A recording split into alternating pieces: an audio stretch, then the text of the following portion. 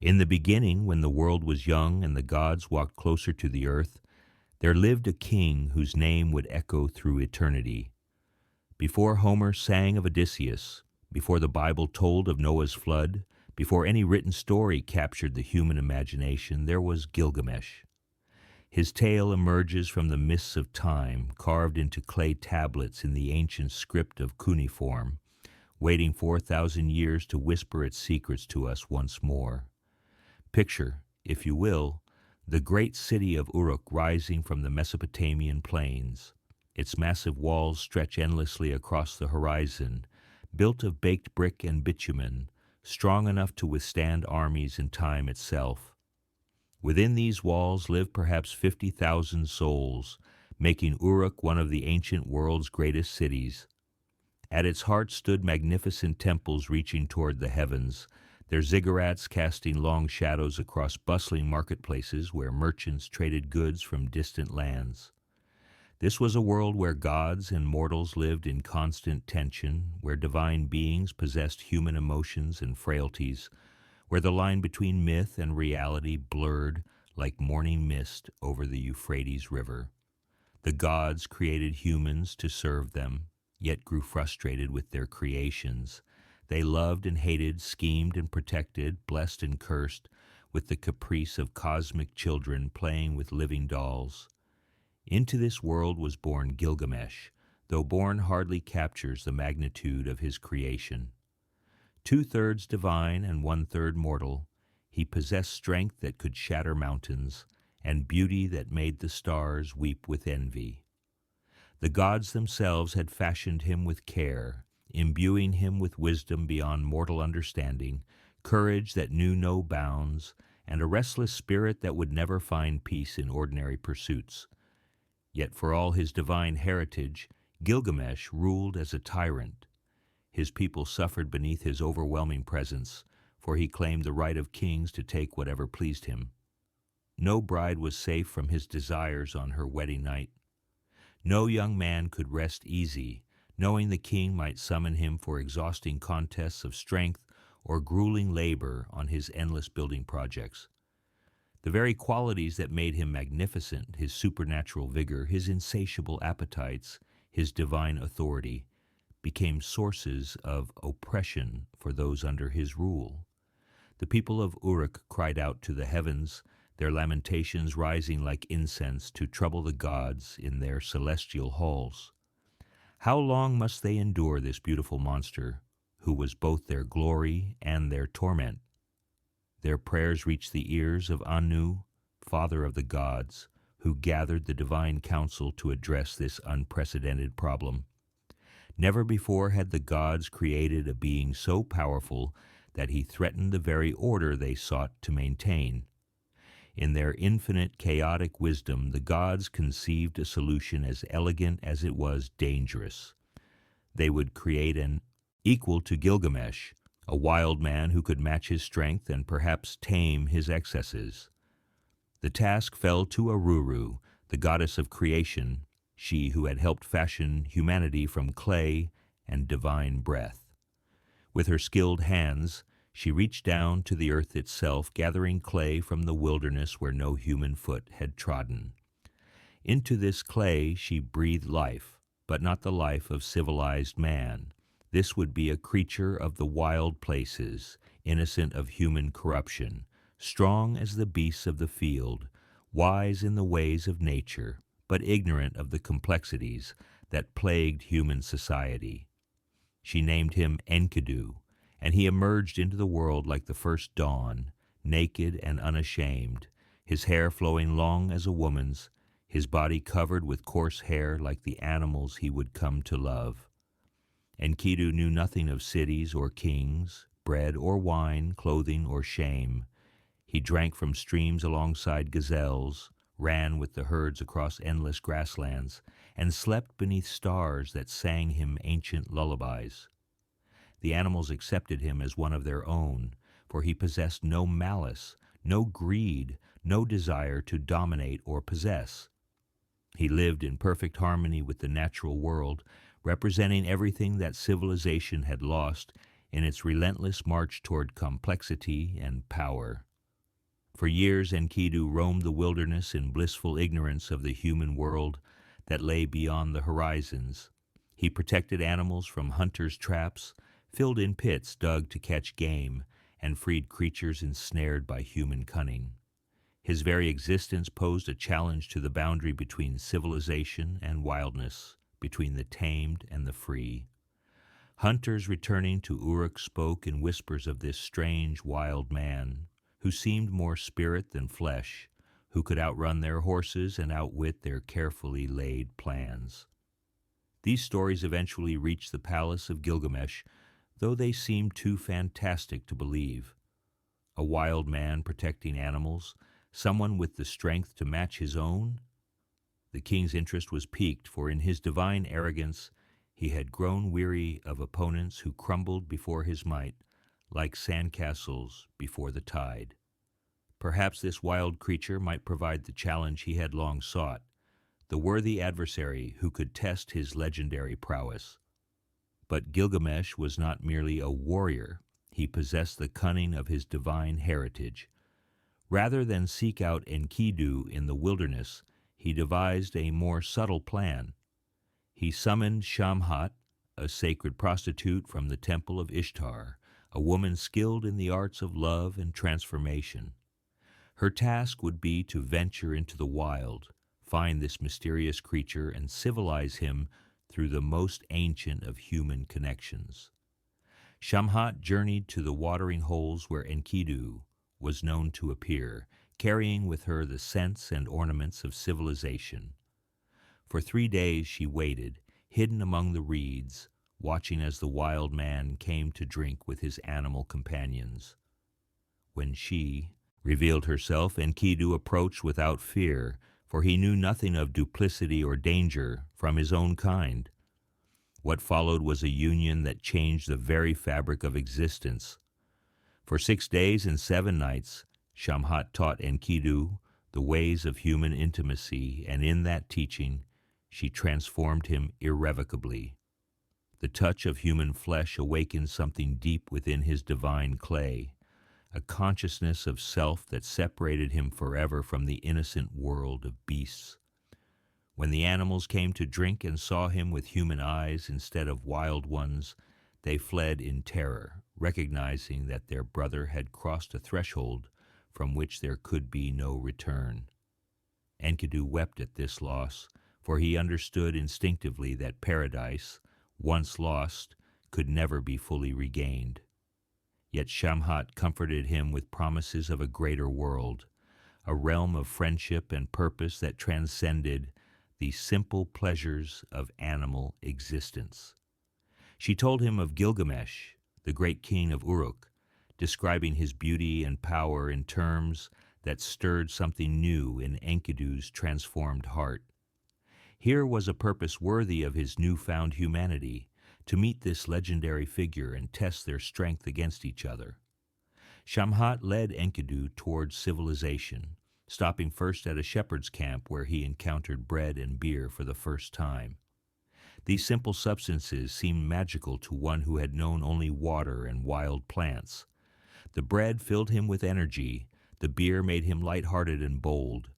They clothed his magnificent body in garments befitting a man rather than a beast, and with each step toward Uruk, Enkidu shed more of his wild nature while gaining the complexities of human consciousness. As they traveled, Shamhat told him stories of the great city that awaited them. She spoke of Gilgamesh's oppression of his people, of his divine heritage that made him terrible and beautiful in equal measure. She described the king's habit of claiming brides on their wedding nights, and something stirred in Enkidu's newly awakened sense of justice. Here was a wrong that needed righting, a challenge that called to the heroic spirit now burning within his breast. The walls of Uruk appeared on the horizon like a mirage made solid, their massive bulk seeming to merge earth and sky. As they drew closer, Enkidu marveled at this first testament to human ambition and divine pride.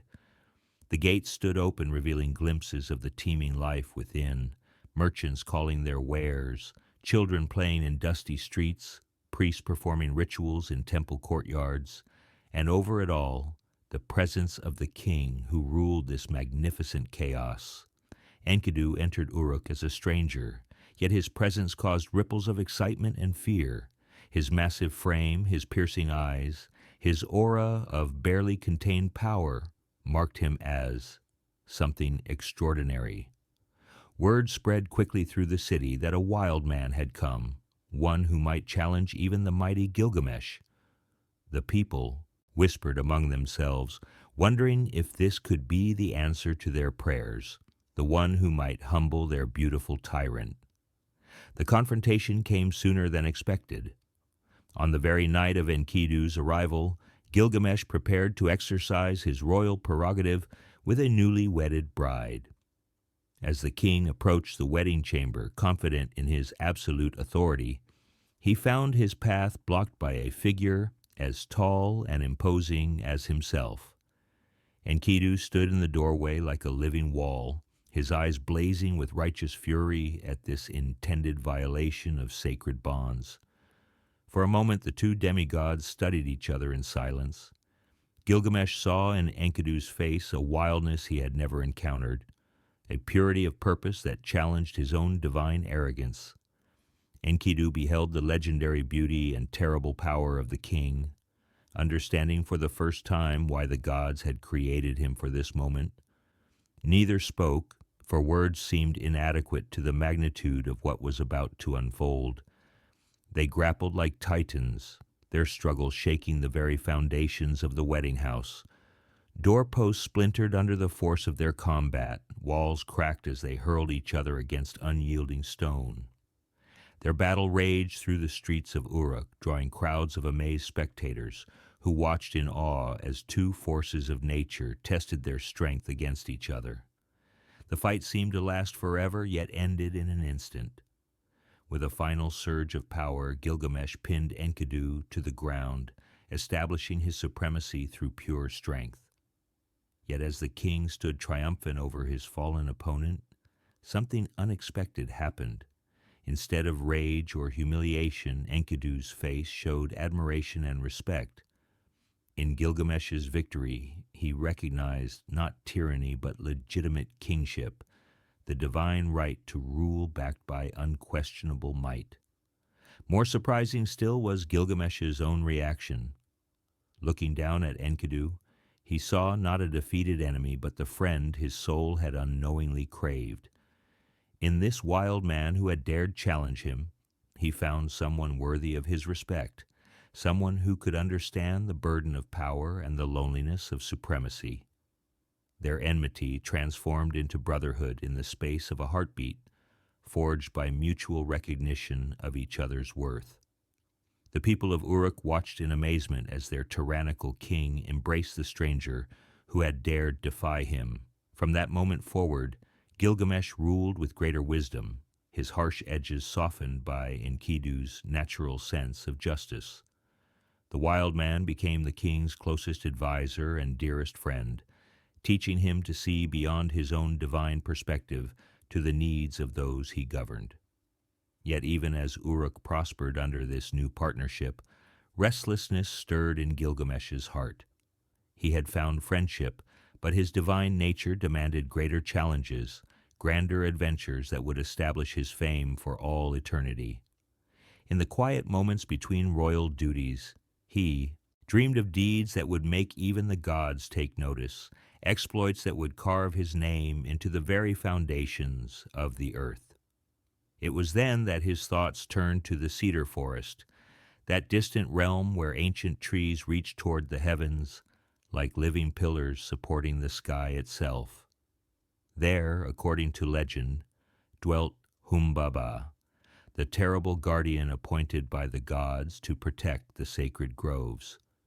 No mortal had ever faced this monster and lived to tell the tale, for his voice was a hurricane, his breath was fire, and his glance brought death to any who dared meet his eyes. This, Gilgamesh decided, would be their first great adventure together, a quest that would test not only their strength but their loyalty to each other. Little did he know that this decision would set in motion events that would shake the very foundations of heaven and earth, leading him on a journey toward wisdom, loss, and the ultimate confrontation with mortality itself. The friendship between king and wild man had only just begun, yet already it was transforming both of them in ways neither could foresee.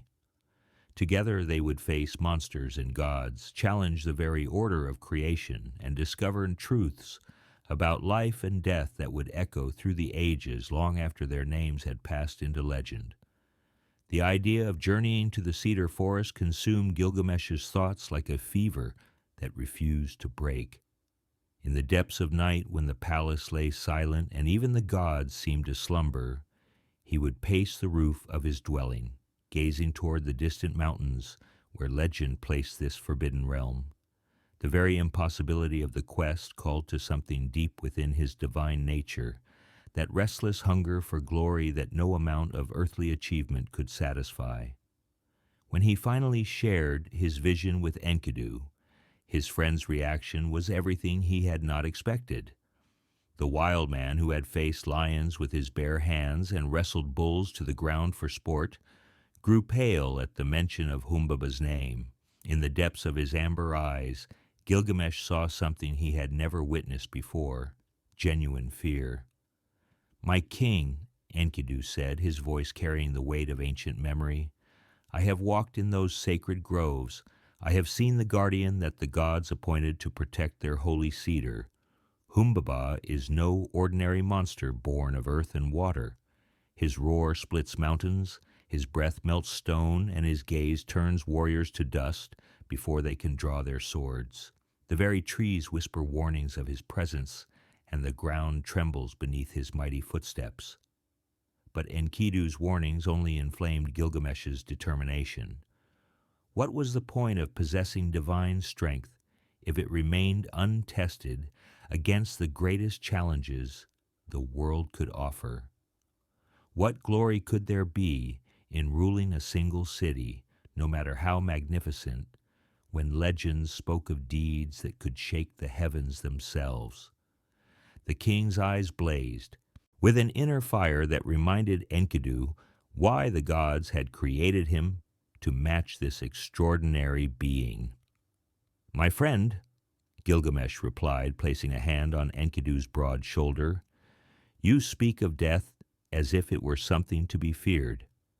Yet what is life without the possibility of glorious death? We are not common men who cling to existence like barnacles to rocks. We were fashioned by divine hands for great purposes, and great purposes require great risks. Would you have us grow old and feeble, remembered only as another king and his companion who lived safely within palace walls?" The passion in Gilgamesh's voice stirred something in Enkidu's heart, that same wild courage that had once driven him to protect entire herds from predators. Perhaps his friend was right. Perhaps they had been brought together not for comfortable companionship, but for deeds that would echo through eternity.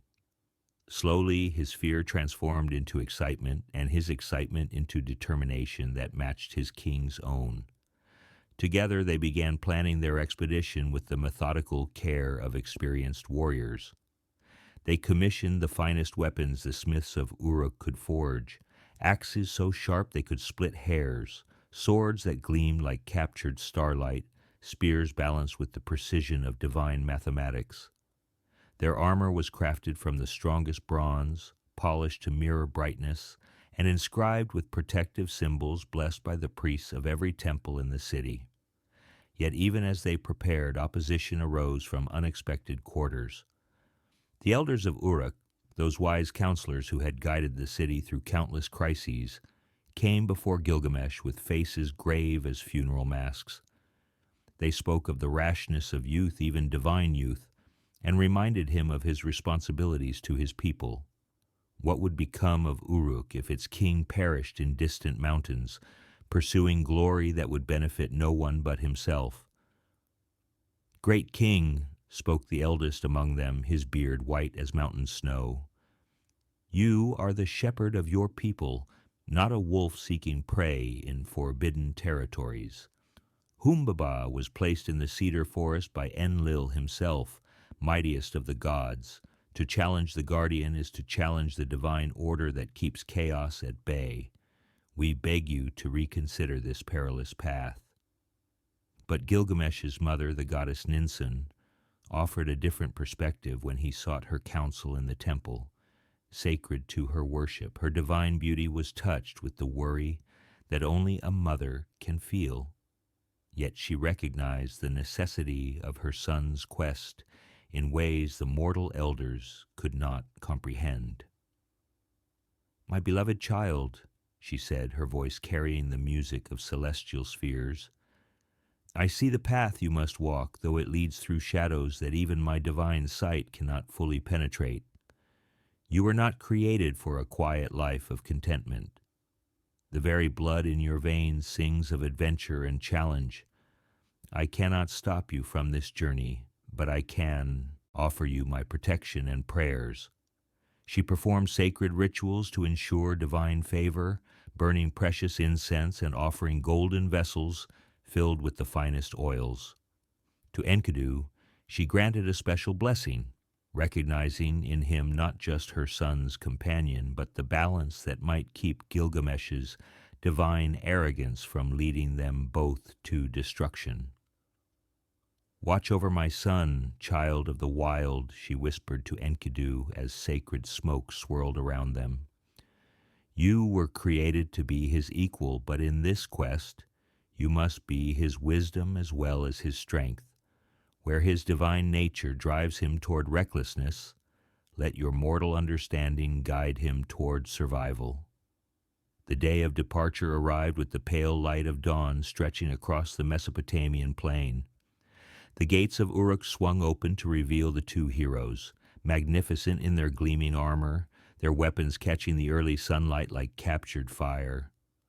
Behind them walked a small company of brave volunteers, young warriors eager to share in whatever glory or doom awaited in the distant mountains. As they passed through the streets, people lined their path to offer blessings and farewells. Children threw flower petals before their feet. Women sang ancient songs of protection, and old men offered advice drawn from lifetimes of experience. Yet beneath the celebration lay an undercurrent of fear, for everyone understood that this might be the last time they saw their king and his wild companion alive. The journey to the Cedar Forest would take many days across terrain that grew increasingly treacherous with each mile. They traveled through fertile farmlands where peasants paused in their work to watch the glittering procession pass, across rivers that sang with the voices of water spirits, and up into foothills where the air grew thin and the stones seemed to whisper warnings in forgotten tongues. Each night they made camp beneath stars that seemed closer and more watchful than those that shone over Uruk. Gilgamesh found himself troubled by dreams that came with increasing frequency and disturbing intensity. In these visions he saw mountains falling like enormous beasts, thunderstorms that shook the foundations of the earth, and creatures of fire that danced against backgrounds of cosmic darkness. Enkidu, wise in the interpretation of omens from his years in the wilderness, sought to reassure his friend that these dreams were positive signs from the gods. Yet privately, he wondered if they might be warnings of dangers that lay ahead, challenges that would test them beyond their current understanding. "The dreams come because we approach sacred ground," he told Gilgamesh as they sat by their campfire, watching shadows dance in the flickering light. "The Cedar Forest is no ordinary place, but a realm where the boundary between earth and heaven grows thin. It is natural that your divine nature should sense the approaching presence of powers greater than those we encounter in the mortal world." As they climbed higher into the mountains, the very air seemed to thicken with divine presence. Strange lights danced on distant peaks, and the wind carried sounds that might have been voices speaking in the language of creation itself. The trees began to change, growing larger and more ancient with each passing mile, their trunks scarred by centuries of wind and weather, their branches reaching toward the sky like the arms of supplicants pleading with distant gods. Finally, after days of arduous travel, they reached the edge of the Cedar Forest itself, and even Gilgamesh's divine confidence faltered at the sight that greeted them. The trees rose like living mountains, their trunks so massive that 100 men could not encircle them with joined hands. Their branches formed a canopy so dense that perpetual twilight reigned beneath them, and the air was thick with the scent of resin and ancient wood that had stood since the early days of creation. Here was beauty beyond mortal comprehension, a cathedral built by divine hands from living timber that had witnessed the birth of civilization itself. Yet there was something ominous in that beauty, a sense of watchful presence that made the heroes feel like intruders in a realm where mortal feet had no right to tread. "Behold," whispered Enkidu, his voice filled with awe and apprehension, "the dwelling place of Humbaba, guardian of the sacred groves. Beyond these trees lies the heart of the forest, where cedars grow that were planted by the gods themselves. It is said that their wood possesses magical properties, that palaces built from their timber will stand until the end of time itself."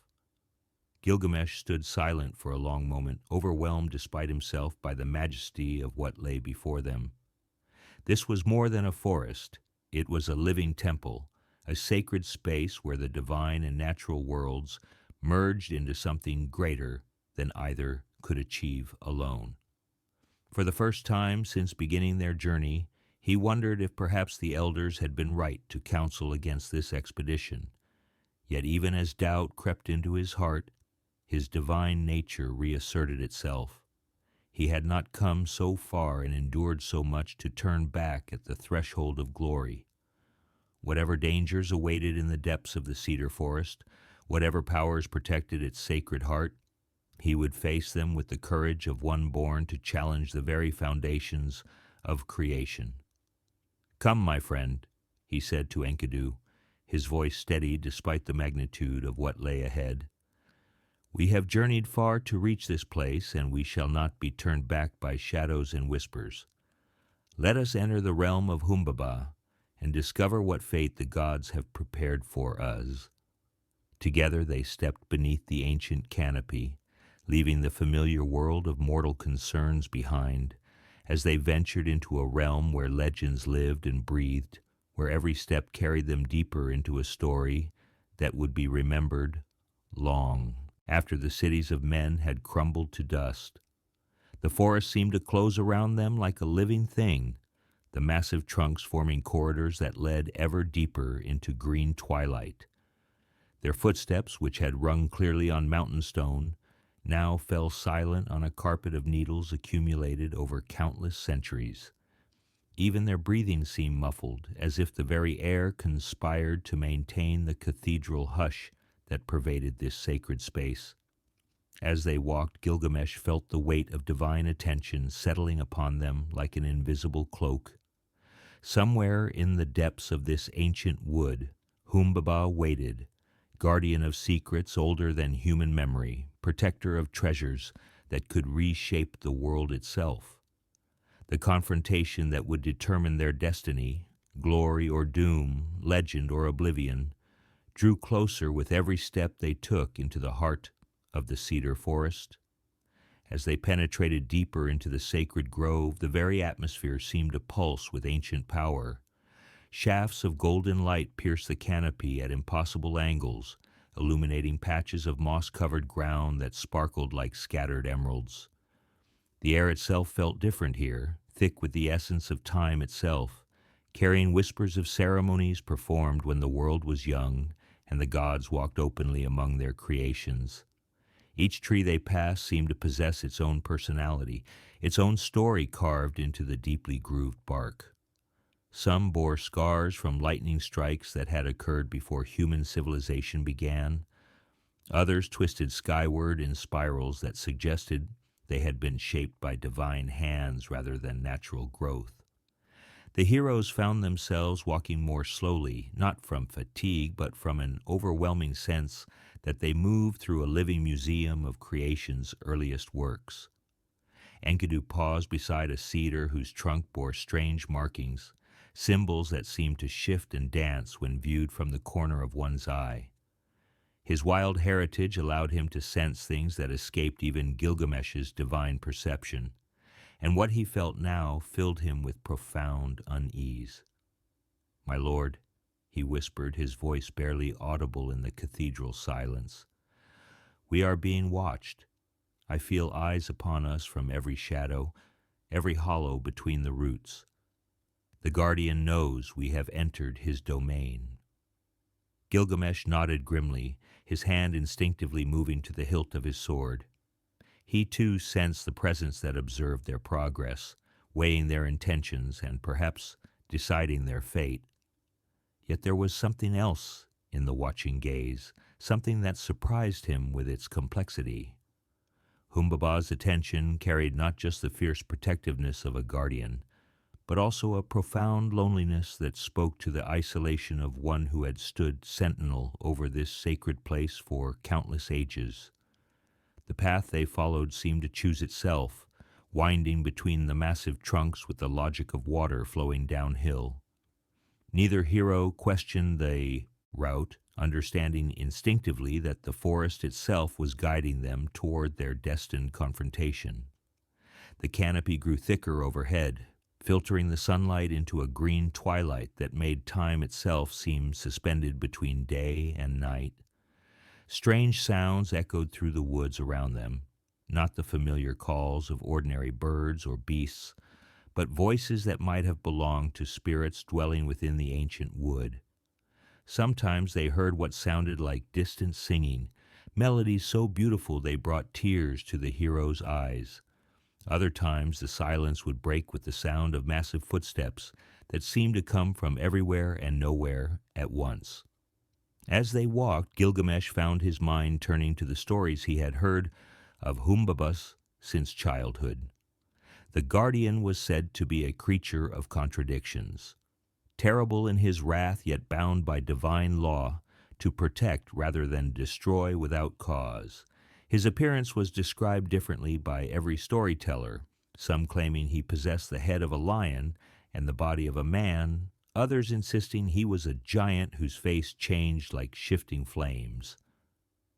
"Tell me, my friend," Gilgamesh said quietly as they navigated between two particularly massive cedars, "in your time wandering the wild places, did you ever encounter the guardian directly? What manner of being is he truly?" Enkidu was silent for a long moment, his eyes scanning the shadows that gathered in the spaces between the trees. When he finally spoke, his voice carried the weight of memory touched with ancient fear. "I saw him only once, and from a great distance. It was during a terrible storm that had driven all the animals to seek shelter. I was young then, newly awakened to consciousness, but still more beast than man. The wind was howling through the mountains when suddenly all sounds ceased, as if the world itself had drawn breath and forgotten to release it." He paused, his gaze growing distant as he relived the memory. "In that unnatural silence I saw a figure moving among the trees, taller than any cedar, his form seeming to shift between man and something else entirely. His face ... Enkidu shuddered despite himself. His face was like a map of all the world's suffering and joy, constantly changing, showing the expressions of every creature that had ever lived and died under his protection. When he looked in my direction, I felt as though he could see not just my body, but my very soul, weighing it against some cosmic scale of judgment." Gilgamesh absorbed this description with the fascination of one who had never encountered a challenge that truly tested his limits. The Humbaba that Enkidu described sounded like a worthy opponent indeed, a being whose power derived not just from physical strength, but from a connection to the fundamental forces that governed existence itself. "Yet he allowed you to leave unharmed," the king observed. "Surely that speaks to some possibility of negotiation, some chance that our mission need not end in violence." Enkidu shook his head slowly. He let me go because I posed no threat to his charges. I was just another wild creature seeking shelter from the storm. But we come now as intruders with purpose, seeking to take what he has been commanded to protect. The cedar wood we desire is not merely timber, but the very bones of the earth itself, infused with divine essence. To surrender it would be to betray his sacred duty. The conversation was interrupted by a sound that froze both heroes in their tracks, a low rumbling that seemed to rise from the earth itself, like the growl of some impossibly large beast awakening from slumber.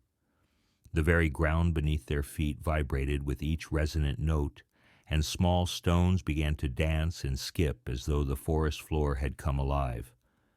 Then came the voice, speaking words in a language older than human speech, yet somehow perfectly comprehensible to their divine heritage.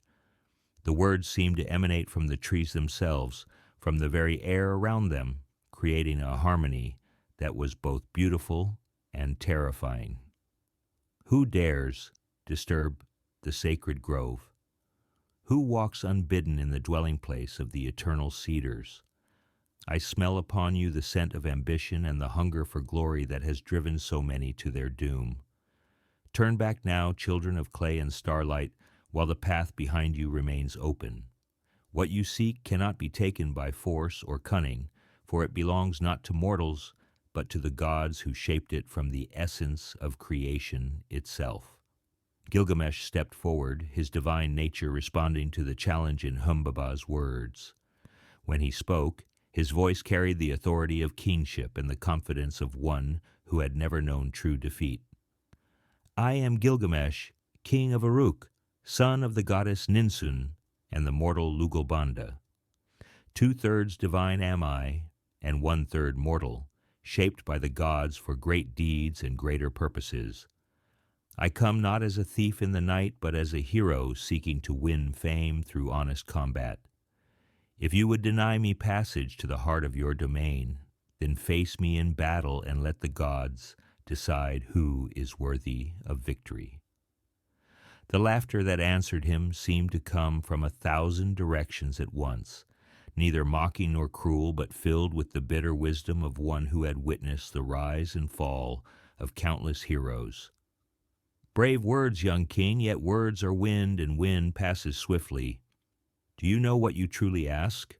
Do you understand the price of the glory you seek? I have stood guardian here since the first trees took root, since the gods walked openly upon the earth and spoke directly to their children. I have seen heroes come and go like leaves falling in autumn, each certain of his destiny, each convinced that his story would end differently than those who came before. The voice paused, and in that silence the heroes could hear something unexpected, genuine sadness, the weariness of one who had been forced to destroy too many who might have been friends in different circumstances. Yet perhaps, Humbaba continued, his voice now carrying a note of curiosity, you are different from those others. You bring with you one who was born of the wild, who knows the speech of animals and the language of growing things. There is honor in you both, though it wars with pride and ambition. Very well, children of two worlds, I will face you in combat, but know that victory over me will cost you more than you can imagine. The cedar you seek to claim comes with a price that no mortal purse can pay. The forest around them began to change, the very trees seeming to step aside to create a vast clearing where the confrontation could take place. The canopy overhead opened like a great eye, allowing sunlight to pour down in golden columns that illuminated a space that had not seen direct daylight for centuries. The ground itself seemed to shift and settle, forming natural amphitheater seating, as if the earth itself wished to witness what was about to unfold. And then Humbaba appeared, stepping from between two ancient cedars, like a force of nature given form. He was everything Enkidu had described and more, massive beyond mortal comprehension, his form shifting between man and elemental force, his face a constantly changing map of every emotion that had ever moved a living heart. When he walked, the earth trembled not from his weight, but from the power that coursed through his divine frame. His eyes, when they fixed upon the two heroes, held depths that seemed to contain entire worlds. In them Gilgamesh glimpsed the birth of the first forests, the careful tending of growing things, the patient watching over cycles of growth and decay that had continued since time began. This was no mere monster, but a cosmic force, a guardian whose duty transcended simple protection to encompass the very balance between civilization and nature. "Behold," Humbaba said, his voice now carrying the sound of wind through leaves and water over stone, "the price of your ambition stands before you. I am the boundary between what mortals may take and what must remain forever wild. I am the voice of things that cannot speak for themselves, the protector of what your cities would consume without thought or regret. If you would claim my cedars, you must first prove yourselves worthy guardians of what you would possess." Gilgamesh drew his sword, its blade singing as it cleared the sheath, while Enkidu hefted his great axe with hands that had once shaped themselves to claws and fangs. The two friends stood side by side, divine king and wild man united in purpose despite the magnitude of what they faced. "We accept your challenge, guardian of the sacred grove," Gilgamesh declared, his voice ringing clear in the sudden stillness. "Let the gods witness our combat and judge who among us speaks truly for the balance of the world." The battle that followed would shake the very foundations of the forest, a clash between the ambitions of civilization and the eternal duty of protection. Yet, as the three figures faced each other in that sun-drenched clearing, each understood that they fought not just for cedar wood or guardian's duty, but for competing visions of what the world should become. In the distance, hidden among the watching trees, divine eyes observed the confrontation with interest and concern. The gods themselves were divided in their loyalties, some favoring the bold ambition of their created hero, others respecting the faithful service of their appointed guardian. The outcome of this battle would ripple through the celestial realm just as surely as it would determine the fate of the mortals below. As Humbaba raised his massive hands, fingers crackling with the power of growing things and eternal seasons, the final test of strength, will, and worthiness began. The fate of heroes and the balance of the world itself hung in the air like morning mist, waiting to be decided by blade and courage in the heart of the sacred Cedar Forest. The battle erupted with the force of a cosmic storm. Humbaba's first blow sent tremors through the earth that reached the distant walls of Uruk, while his roar split the air like thunder born from the throat of creation itself. Ancient cedars swayed as if caught in hurricane winds, their massive trunks groaning with sounds that had not been heard since the gods first shaped the world from primordial chaos. Gilgamesh moved with the fluid grace of divinity made manifest, his sword tracing arcs of silver light through the green-tinged air. Each strike carried the weight of kingship and the fury of one who had never accepted defeat. Yet Humbaba proved as elusive as he was mighty, his form shifting like mist when the blade should have found its mark, only to solidify again with crushing force when least expected. Enkidu fought as he had learned in the wild places, using cunning and instinct to complement his friend's direct assault. His great axe bit deep into bark-like skin that healed itself even as he watched, while his wild heritage allowed him to anticipate movements that followed no pattern known to civilized warfare.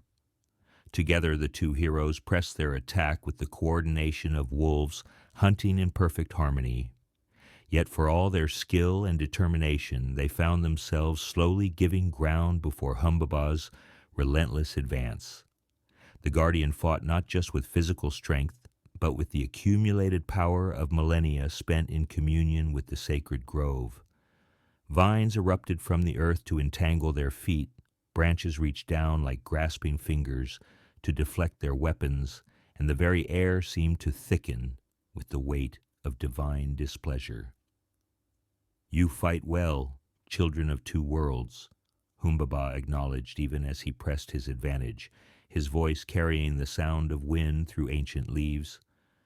"But you battle more than flesh and bone.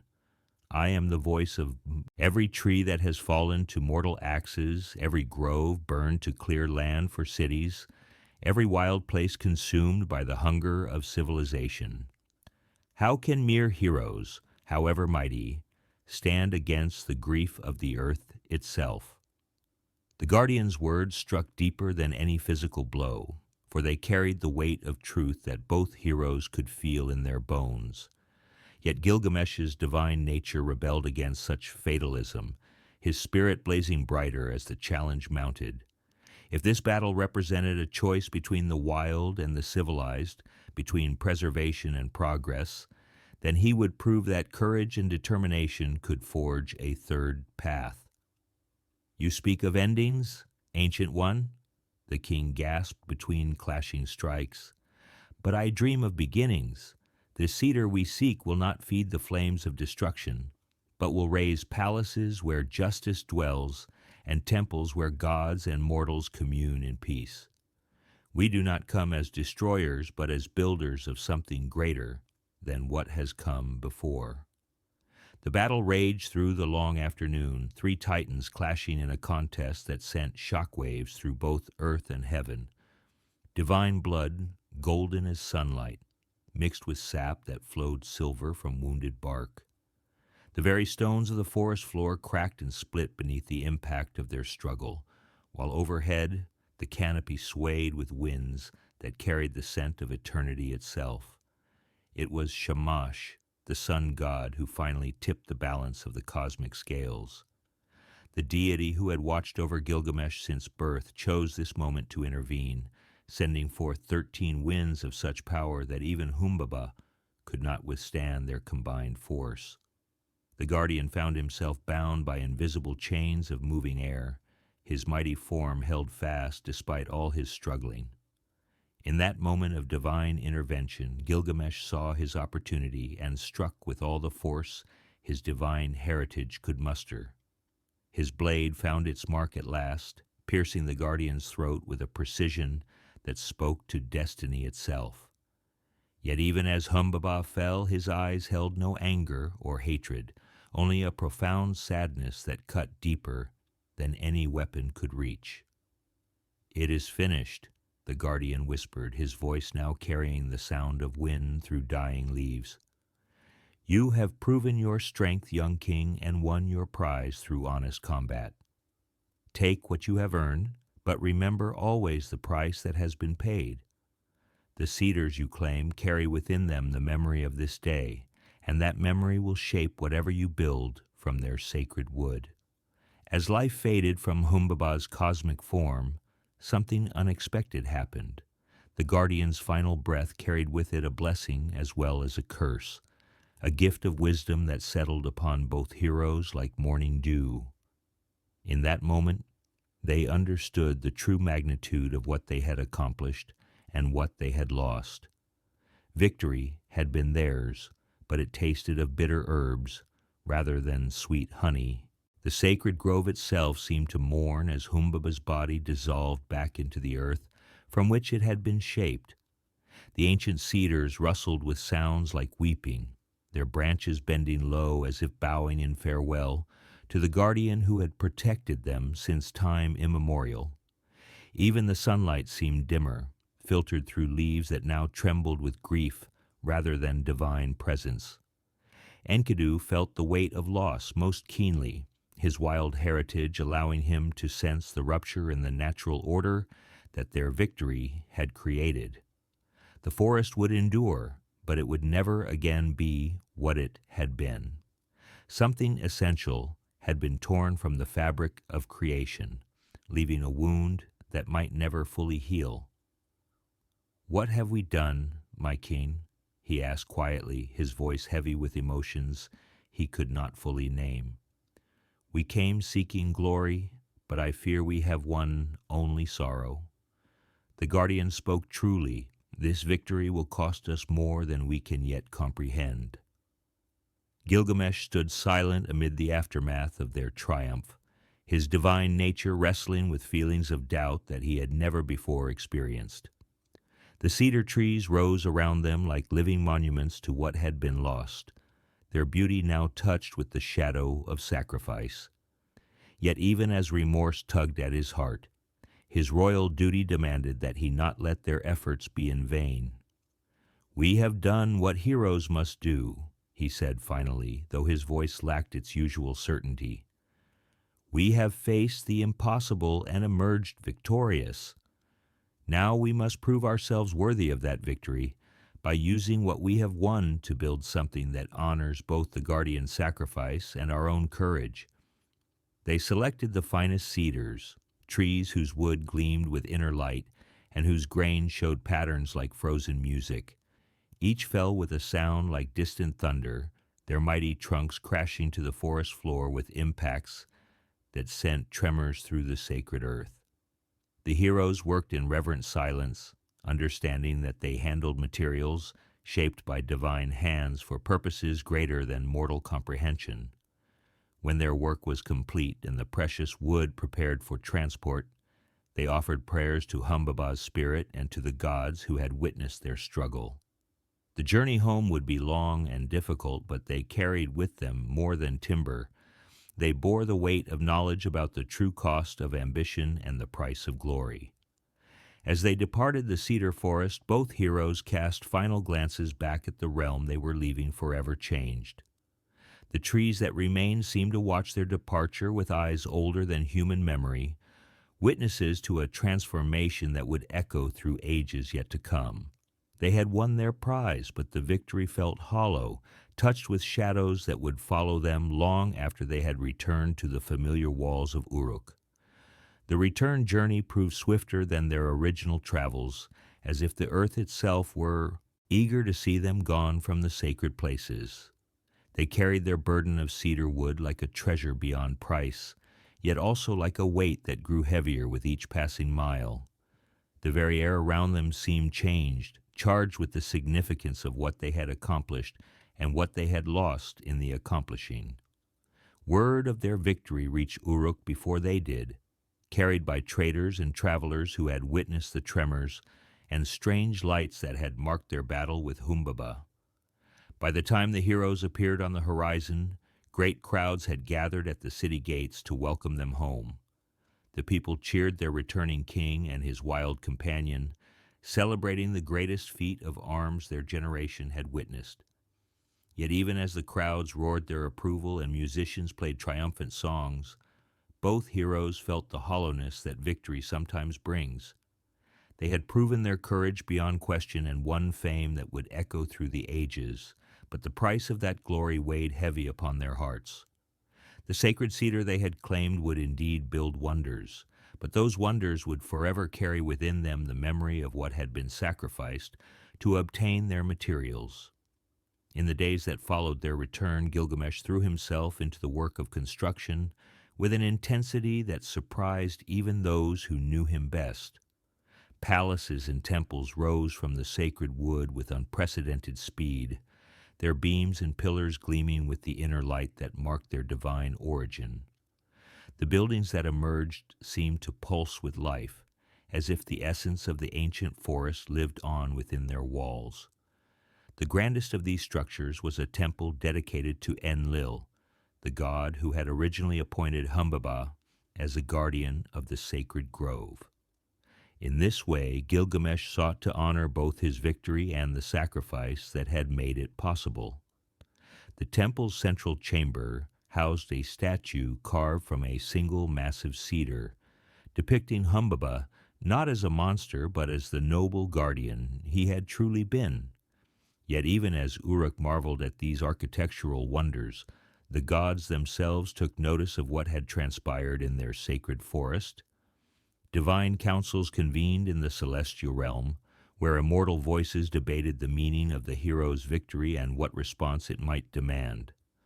Some praised Gilgamesh's courage and Enkidu's loyalty, while others whispered of hubris and the dangerous precedent set by mortals who dared challenge divine authority. Among the most vocal in her displeasure was Ishtar, the goddess of love and war, whose own domain included many of the wild places that mortals sought to tame. She had watched the battle in the Cedar Forest with growing anger, seeing in Humbaba's defeat a threat to the natural order that she held sacred. If heroes could slay divine guardians with impunity, what other ancient protections might they dare challenge? Her opportunity for response came sooner than either hero might have expected.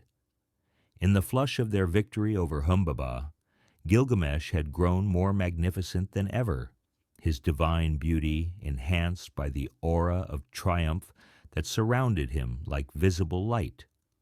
His fame had spread beyond the borders of Uruk to encompass all the known world, making him the most celebrated hero of his age. It was this very magnificence that drew Ishtar's attention in ways the heroes had not anticipated. The goddess found herself stirred by desires that transcended her anger over Humbaba's death, seeing in Gilgamesh a potential consort worthy of her divine passion. Her approach, when it came, would test the heroes in ways that raw strength could never challenge, forcing them to navigate the treacherous waters of divine politics and immortal desire. The stage was set for a confrontation that would make their battle with Humbaba seem like a mere prelude to greater trials. For they had learned a fundamental truth about the world in which they lived. Every victory carried within it the seeds of new challenges, and every triumph over fate only served to draw the attention of greater powers still. The Cedar Forest had been conquered, but the true test of their friendship and courage was yet to come.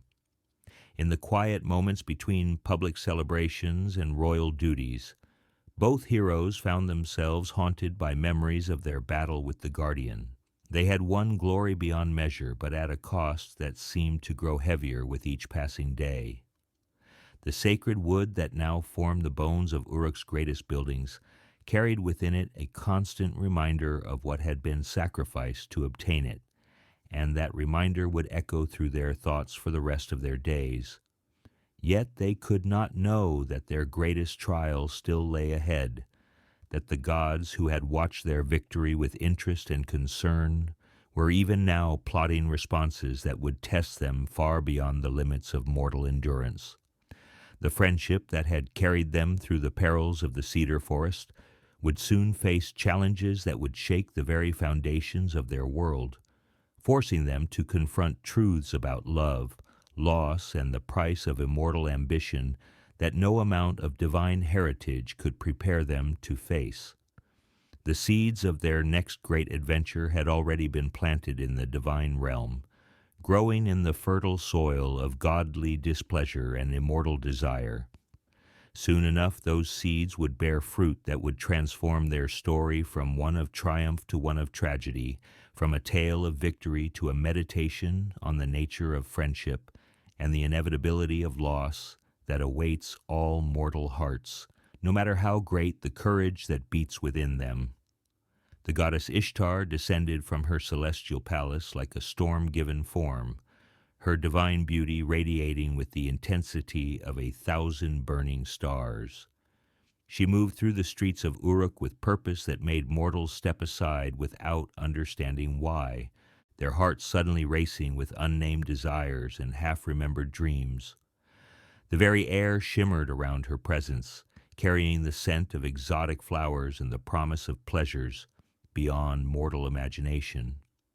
She found Gilgamesh in the great courtyard of his palace, overseeing the placement of cedar beams that would support a new hall of judgment. The king stood magnificent in the afternoon light, his divine heritage evident in every line of his powerful frame, his beauty enhanced by the confidence of recent victory. When Ishtar's gaze fell upon him, something stirred within her immortal heart that she had not felt for countless ages. "Gilgamesh," she called, her voice carrying harmonies that made the workers pause in their labors and the birds fall silent in the surrounding trees. "Great king of Uruk, hero of the Cedar Forest, Your fame has reached even the highest halls of heaven. Come, let us speak of matters that transcend the concerns of mortal rulers." The king turned to face the goddess, recognizing immediately the divine power that stood before him.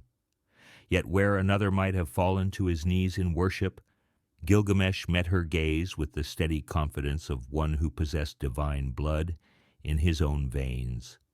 He inclined his head respectfully, but remained standing, acknowledging her authority while maintaining his own dignity.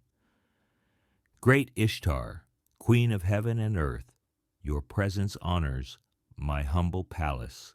What brings the goddess of love and war to walk among mortals in the heat of the afternoon sun? Surely the divine realm offers pleasures more suited to your magnificent nature than this dusty courtyard where mere men labor with wood and stone." Ishtar's lips curved in a smile that held promises of delights beyond mortal comprehension, yet also carried undertones of danger that only the wisest could perceive. She moved closer to the king, her divine form casting shadows that seemed to dance with independent life, her presence making the very air around them thick with possibility and peril. "Your modesty does you credit, mighty king, yet you underestimate your own worth. I have watched you from afar, seen your courage in facing the guardian of the sacred grove, witnessed your wisdom in ruling the greatest city of the mortal realm. You possess qualities that even gods might envy, beauty that rivals the stars themselves, and strength that has proven itself against divine opposition."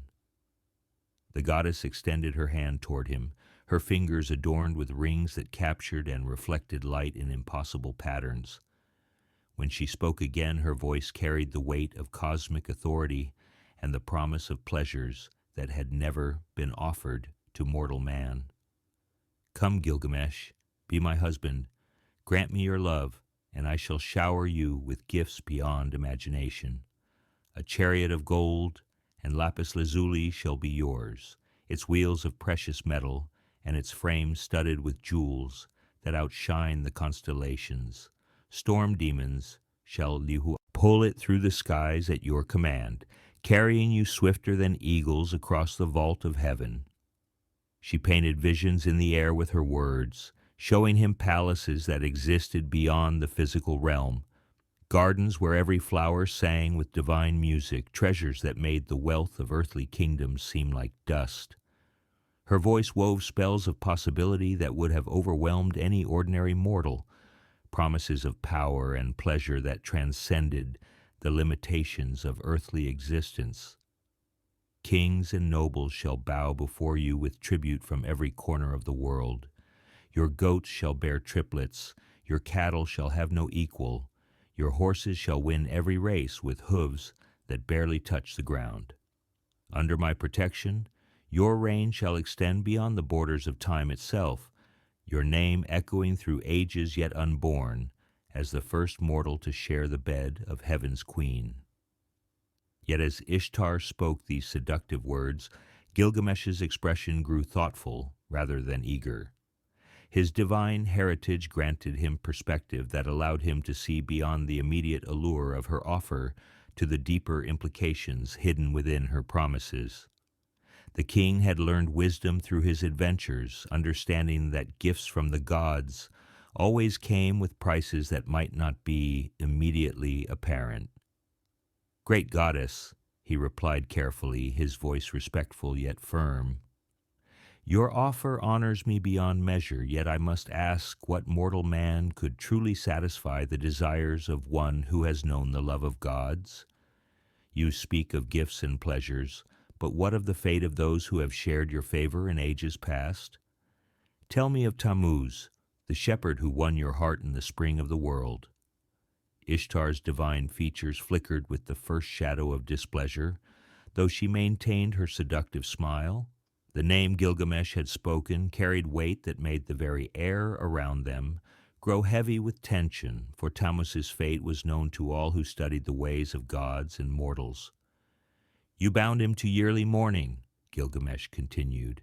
his voice growing stronger as he spoke the truth that gods preferred to leave unmentioned.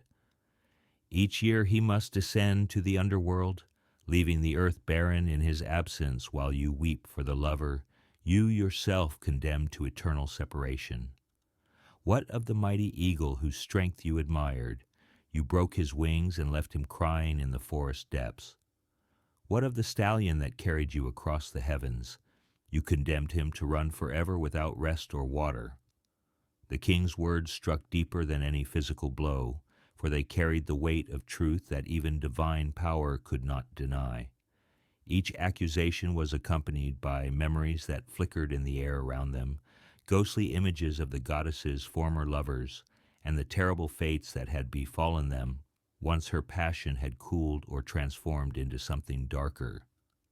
The shepherd who loved you was changed into a wolf forever, hunted by his own hounds.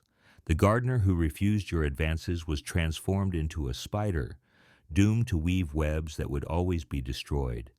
Your love, great goddess, burns like fire that consumes what it touches, leaving only ashes where once there was life and beauty. With each word, Ishtar's divine composure cracked further, her beautiful features showing the terrible rage that lurked beneath her seductive exterior. The air around them began to shimmer with heat that had nothing to do with the sun, while distant thunder rumbled from clear skies as her anger stirred the very elements to sympathetic fury. "How dare you!" she shrieked, her voice no longer carrying seductive harmonies, but the sound of storms and earthquakes. "You reject the greatest honor that could be bestowed upon any mortal, spurning gifts that kings would die to possess. Your arrogance blinds you to the magnitude of what you refuse."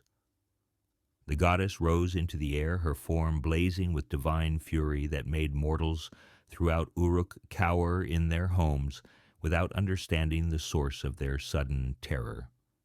Her beauty transformed from alluring to terrifying, showing the duality that existed within all divine beings, the capacity for both creation and destruction that made them so dangerous to approach.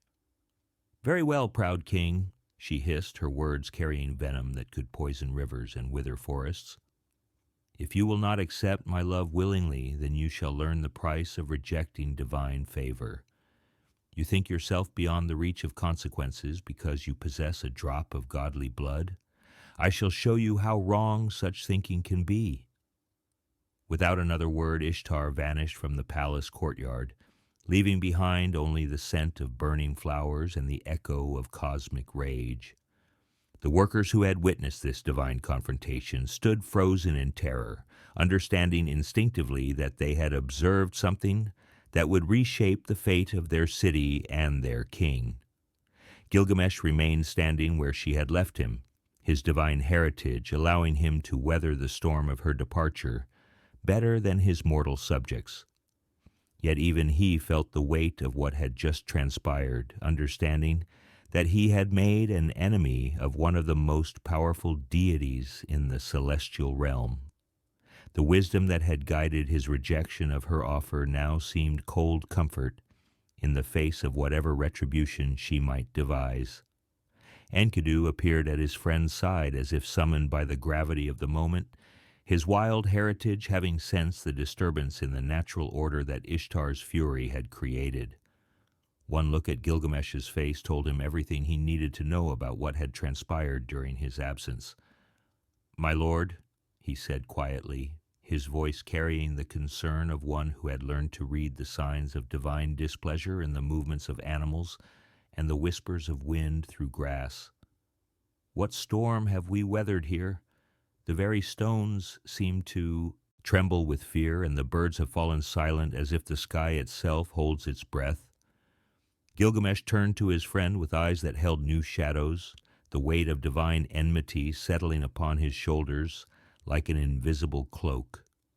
When he spoke, his voice carried the weariness of one who had glimpsed the true price of defying the gods, no matter how justified that defiance might be.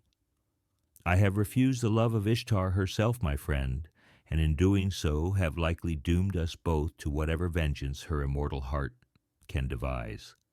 She offered me pleasures beyond imagination and power that would have made me more than mortal. Yet the fate of her previous lovers warned me that such gifts come with prices too terrible to pay. The two friends stood together in the growing shadows of afternoon, understanding that their greatest challenge yet lay ahead. They had faced the guardian of the Cedar Forest and emerged victorious, but the wrath of a spurned goddess promised trials that would test them far beyond the limits of physical courage. In the distance, thunder continued to roll across clear skies, and both heroes knew that the storm Ishtar's anger would bring had only just begun to gather its strength. The goddess herself had already arrived at the gates of heaven, her fury undiminished by her journey through the celestial realm. She burst into the presence of her father Anu with such violence that the very pillars of his throne room shook, her divine rage creating cracks in reality itself that would take eons to heal. "Father," she cried, her voice echoing through dimensions that mortal minds could not comprehend, "I demand justice against the mortal who has insulted me beyond all bearing. Gilgamesh of Uruk has spurned my love and mocked my power, treating the greatest honor I could bestow as if it were some common tavern wench's proposition. Grant me the bull of heaven that I might show this arrogant king the true weight of divine displeasure." Anu, ancient beyond measure and wise in the ways of divine politics, regarded his daughter with the weariness of one who had seen too many such scenes played out across the eons. The bull of heaven was no mere instrument of revenge, but a cosmic force whose release would bring consequences far beyond the punishment of a single mortal, no matter how deserving. "My daughter," he said carefully, his voice carrying the weight of cosmic authority, "you ask for a weapon that could devastate not just the object of your anger, but countless innocents who have done nothing to earn divine wrath.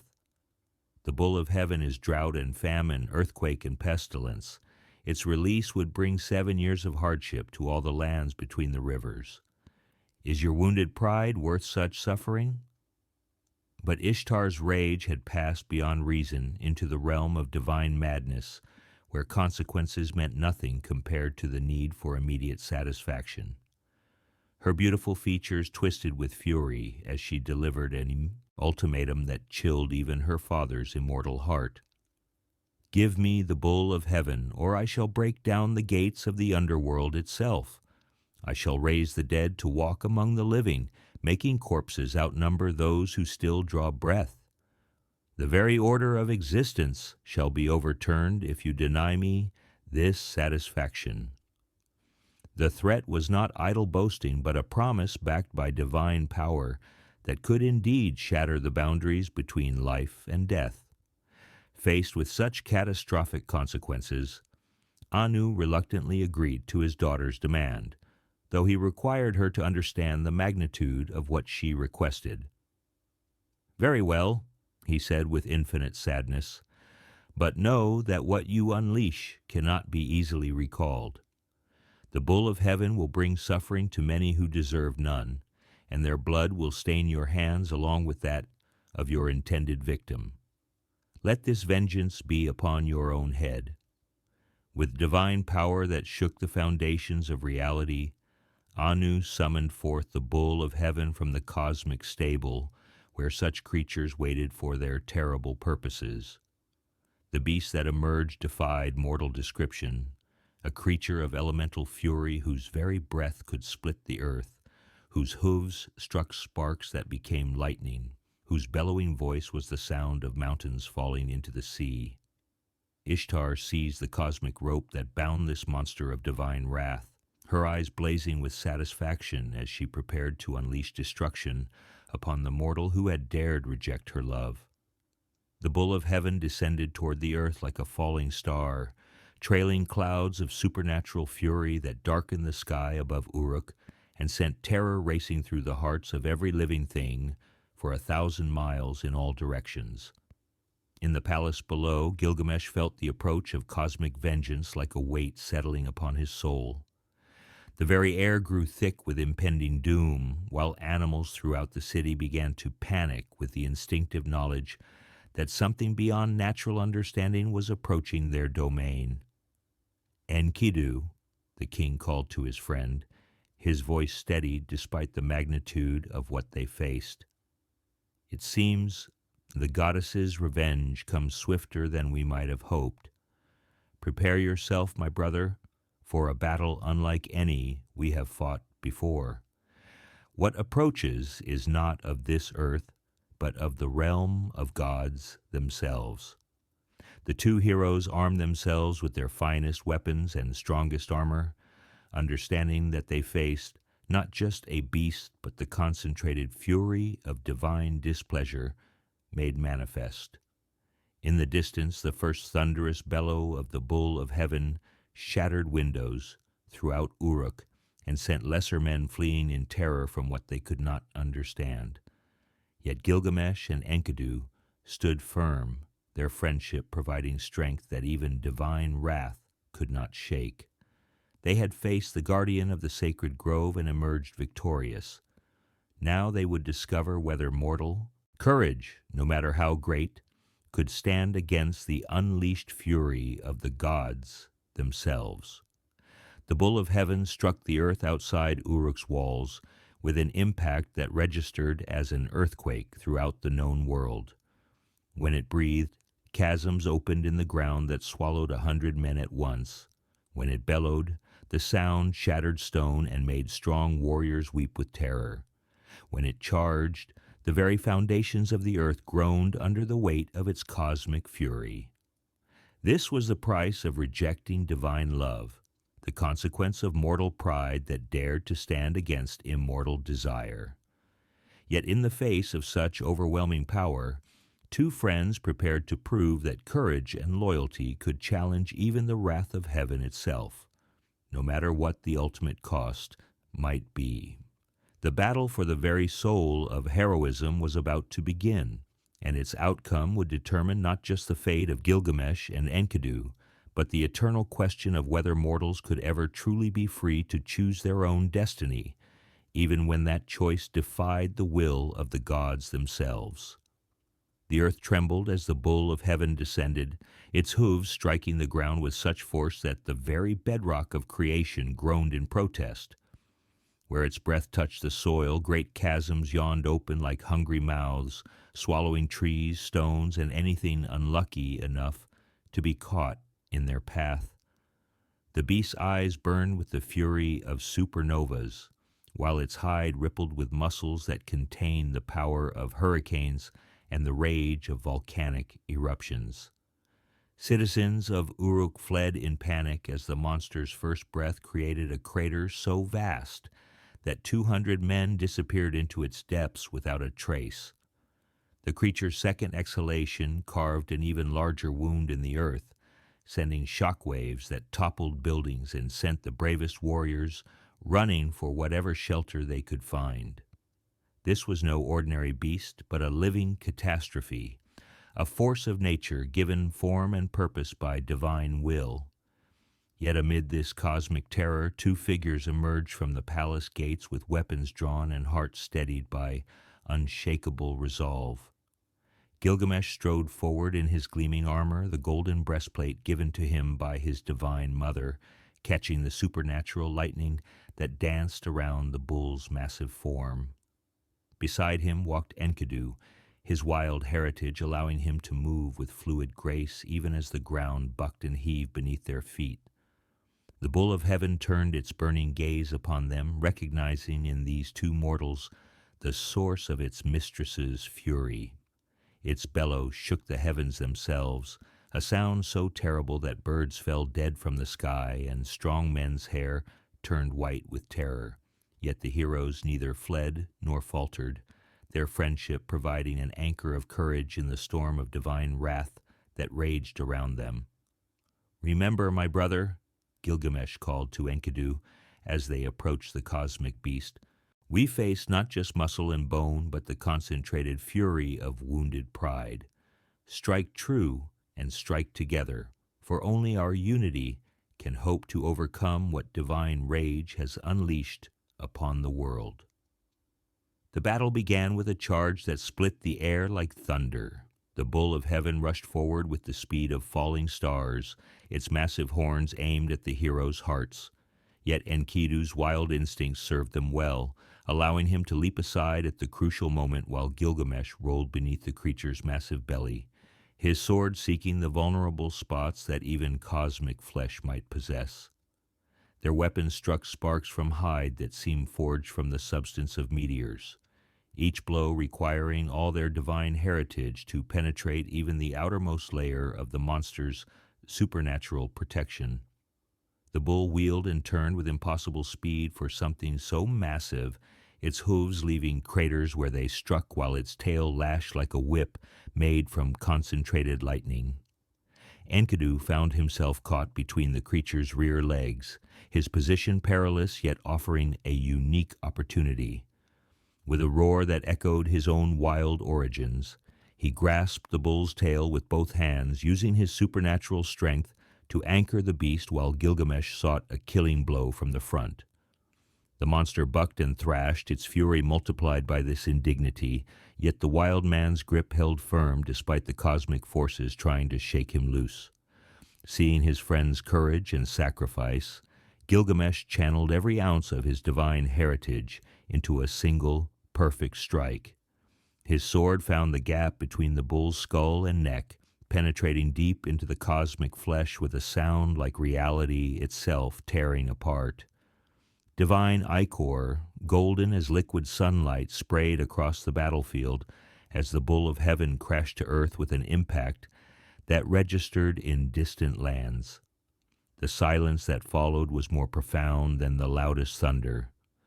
The bull lay still, its cosmic eyes dimming as whatever force had animated it returned to the divine realm from which it came.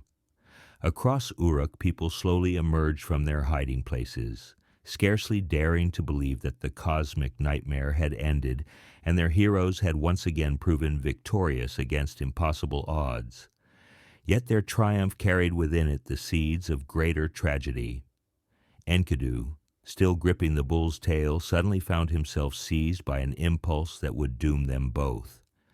In his wild exultation, he tore the creature's massive thigh from its body and hurled it skyward toward the divine realm where Ishtar watched their victory with growing fury.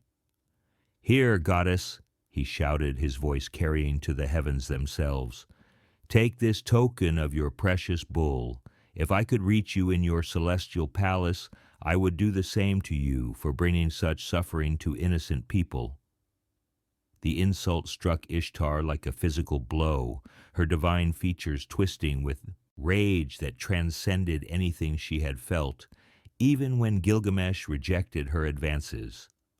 To be mocked by a former wild man, to see her instrument of vengeance defeated by mortals who then dared to taunt her with its remains. This was beyond endurance for one accustomed to absolute reverence from lesser beings. Yet even in her fury, the goddess recognized that direct retaliation might bring the wrath of other deities who had grown weary of her tempestuous nature. Instead, she carried her grievances to the divine council, where the other gods debated the meaning of what had transpired below. The killing of the bull of heaven, they agreed, could not go unpunished, yet the heroes had acted in defense of their city rather than from malicious intent. After much deliberation among the immortal powers, a terrible decision was reached. The heroes had slain two divine servants, first Humbaba, guardian of the sacred grove, and now the bull of heaven, instrument of divine justice. Such deeds, however heroic in motivation, demanded payment in kind. One of the two friends must die, and the choice fell upon Enkidu, whose final insult to Ishtar had tipped the cosmic scales against him. The wild man learned of his fate through a dream more vivid and terrible than any nightmare mortals had ever experienced. In his vision he saw the gods assembled in their celestial council, their voices echoing through dimensions as they pronounced his doom. Anu spoke of the necessity of divine justice, while Enlil demanded retribution for Humbaba's death. Even Shamash, who had aided them in the Cedar Forest, could not prevent the judgment that divine law required. When Enkidu woke from this prophetic dream, he felt the hand of death already upon him, a chill that no fire could warm spreading through his once mighty frame. He called for Gilgamesh with a voice that carried new weakness, and when the king arrived, his friend's face told him everything he needed to know about what cosmic justice had decreed. "My brother," Enkidu whispered, his wild eyes now dimmed with approaching mortality, "the gods have spoken, and their judgment cannot be appealed. I am to die for the crimes we committed together, leaving you to bear alone the weight of what we accomplished. Promise me that you will not let our deeds be forgotten, that the glory we won will outlive the grief that follows." Gilgamesh knelt beside his friend's bed, his divine heritage useless against the forces that had already begun their inexorable work. For the first time in his life, the great king felt truly helpless, his legendary strength meaning nothing in the face of a decree that came from powers greater than any earthly authority. "You will not die," he declared with the fierce determination of one who had never accepted defeat. "I will seek out the greatest healers, consult the wisest priests, appeal to every god who might show mercy. There must be some way to turn aside this doom, some price I can pay to spare, the life of one worth more than kingdoms." Yet even as he spoke these desperate words, both friends understood the futility of such hopes. Divine justice, once pronounced, moved with the inevitability of the seasons themselves. No mortal power, however great, could stand against the combined will of the celestial council when their decision was final and their purpose united. As the days passed, Enkidu's condition worsened with supernatural swiftness. The body that had once possessed the strength of wild bulls grew weak as a child's, while the mind that had mastered both natural and civilized wisdom began to wander in realms beyond mortal understanding. Sometimes he spoke with voices from his past, the animals he had known in the wilderness, the goddess Aruru, who had shaped him from clay, even Shamhat, who had first awakened his human consciousness. In his fevered ramblings, Enkidu cursed those who had brought him to this pass. He raged against the door he had helped build from cedar wood, calling it the instrument of their doom. He cursed Shamhat for civilizing him, claiming that if he had remained wild, he would never have been drawn into the cosmic conflicts that had sealed his fate. Yet in lucid moments he blessed the same people and experiences, understanding that without them he would never have known the greatest treasure of his existence, his friendship with Gilgamesh. The wild man's dreams grew stranger as death approached, filled with visions of the underworld that awaited him. He described a realm of shadows where the dead wore feathers like birds and ate dust instead of bread, where mighty kings and humble servants existed in equal misery beneath the rule of Ereshkigal, queen of the dead. These glimpses of what lay beyond life filled him with terror, yet also with a strange acceptance of the fate that no mortal power could alter. On the 12th day of his illness, as dawn painted the sky with colors that reminded him of his first sunrise as a conscious being, Enkidu called his friend to his side one final time. His voice, once strong enough to be heard across vast distances, now barely carried beyond the walls of the chamber where he lay dying. "Gilgamesh," he whispered, his breath coming in shallow gasps that seemed to echo from great distances. "Hear me well, for these may be the last words I speak in the world of the living.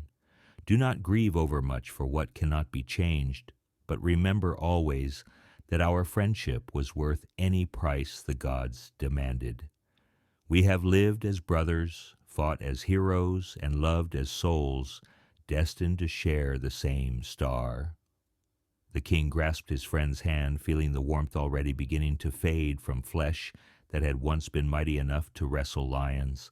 His own divine heritage seemed a mockery in the face of this loss, all his power useless to prevent the one thing that mattered most from slipping away forever.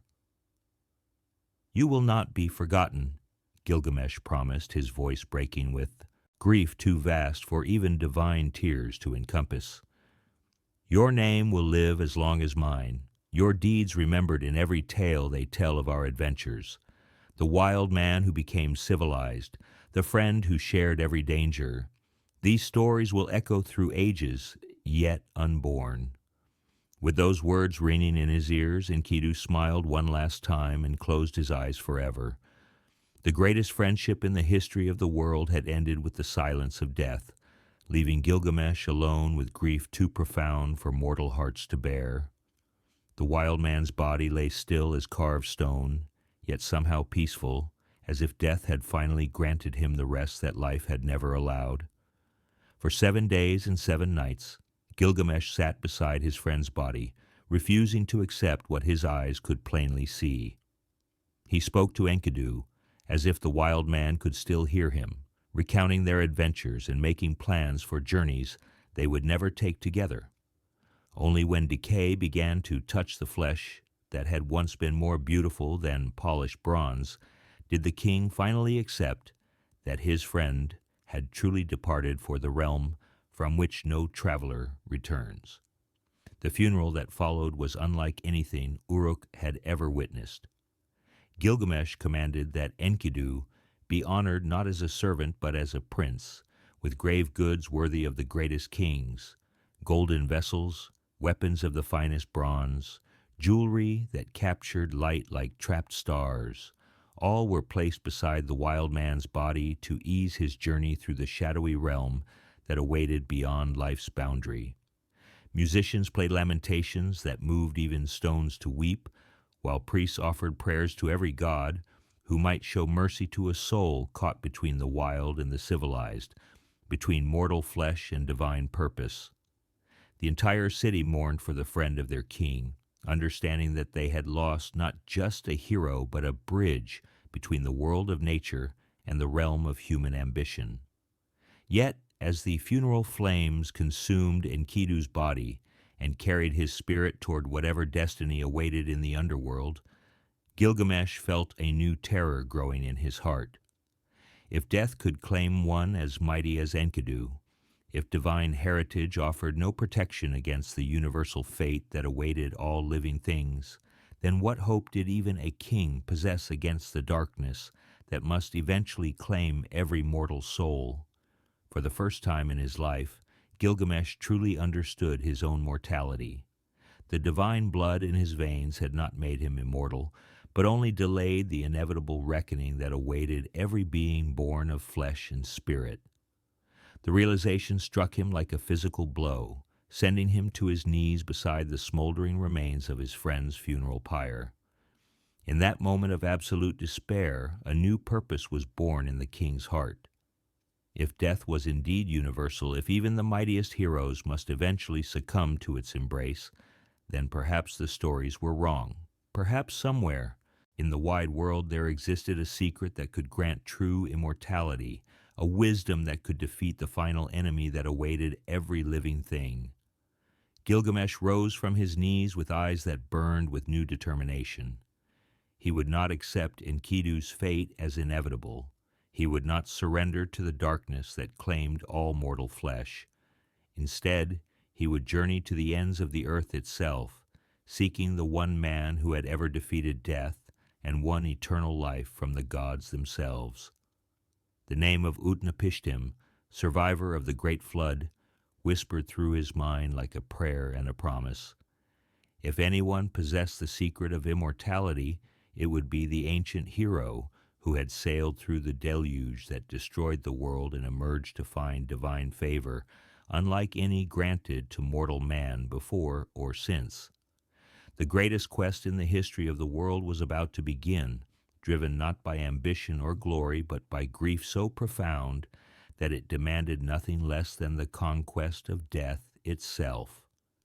Gilgamesh would leave behind his kingdom, his throne, and everything he had ever known to pursue a dream that might prove impossible, the hope that somewhere beyond the edge of the world, the secret of eternal life waited for one brave enough to claim it. As he prepared for this ultimate journey, the king understood that he walked a path from which there might be no return. Yet the alternative, accepting death as inevitable, surrendering to the fate that had claimed his beloved friend, was unthinkable for one whose divine heritage had never taught him the meaning of surrender. The quest for immortality would test him in ways that no previous adventure had imagined, challenging not just his strength and courage, but his very understanding of what it meant to be human in a world ruled by forces greater than any mortal will. The grief that consumed Gilgamesh transformed him into something unrecognizable. The mighty king who had once commanded armies and built monuments now wandered the palace halls like a specter, his royal garments torn and his divine beauty marred by ashes rubbed into his skin. Sleep became a stranger to him, for every time he closed his eyes, he saw Enkidu's face in those final moments, heard his friend's last words echoing through the chambers of memory. The kingdom of Uruk watched in growing alarm as their sovereign descended into a madness born of loss. He would speak to empty air, as if Enkidu stood beside him, planning adventures they would never share. He refused the counsel of his advisors, ignored the needs of his people, and turned away from the duties that had once defined his existence. The great king had become a broken man, shattered by the realization that even divine heritage could not protect those he loved from the universal fate that awaited all living beings. In the depths of his despair, memories surfaced of stories told in childhood, legends whispered by ancient priests in the deepest hours of night. They spoke of one man who had escaped the common lot of mortality, who had sailed through the waters of cosmic destruction, and emerged with a gift no other human had ever received. Utnapishtim, the faraway, survivor of the great deluge that had once cleansed the world of its corruption, dwelt somewhere beyond the edge of mortal geography, blessed with life that would never end. The name became an obsession, a beacon of hope shining through the darkness of Gilgamesh's grief. If Utnapishtim had found the secret of eternal life, if the gods had indeed granted him immortality as reward for his righteousness, then perhaps the same gift could be won by one determined enough to seek it out.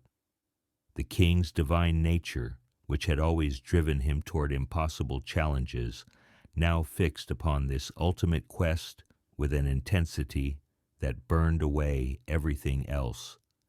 When Gilgamesh finally emerged from his self-imposed isolation, those who saw him barely recognized the figure that had once been their magnificent ruler. His hair had grown long and wild, his beard unkempt, his eyes holding depths of suffering that seemed to reflect the cosmic void itself. He had shed his royal robes for the rough garments of a wanderer, abandoning the symbols of earthly power for the simple tools of one who would walk unknown paths. "I shall find Utnapishtim," he declared to the assembled court, his voice carrying the iron determination of one who had looked into the abyss and chosen to challenge it rather than surrender.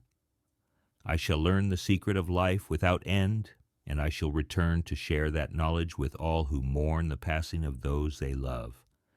Death has taken my friend, but it shall not have the final victory while I draw breath to oppose it." The courtiers exchanged glances of concern and bewilderment. Their king spoke of journeying beyond the known world, of seeking a figure who might be nothing more than legend, of challenging the very order that the gods themselves had established. Yet none dared oppose him directly, for they could see in his transformed features the same relentless will that had once driven him to face Humbaba and the bull of heaven. The priests of the city's temples offered their wisdom, such as it was, about the path that lay ahead. "Utnapishtim," they said, dwelt at the mouth of the rivers, in a realm where the twin streams that nourished all civilization finally merged with the cosmic waters that surrounded the world. To reach him, a traveler would have to cross the waters of death, a supernatural barrier that no living being had ever successfully navigated. The journey itself would require passing through lands where the sun never rose, through mountains that scraped the belly of heaven itself. The path you contemplate, great king, warned the eldest among the priests, his voice trembling with age and apprehension, is not meant for mortal feet.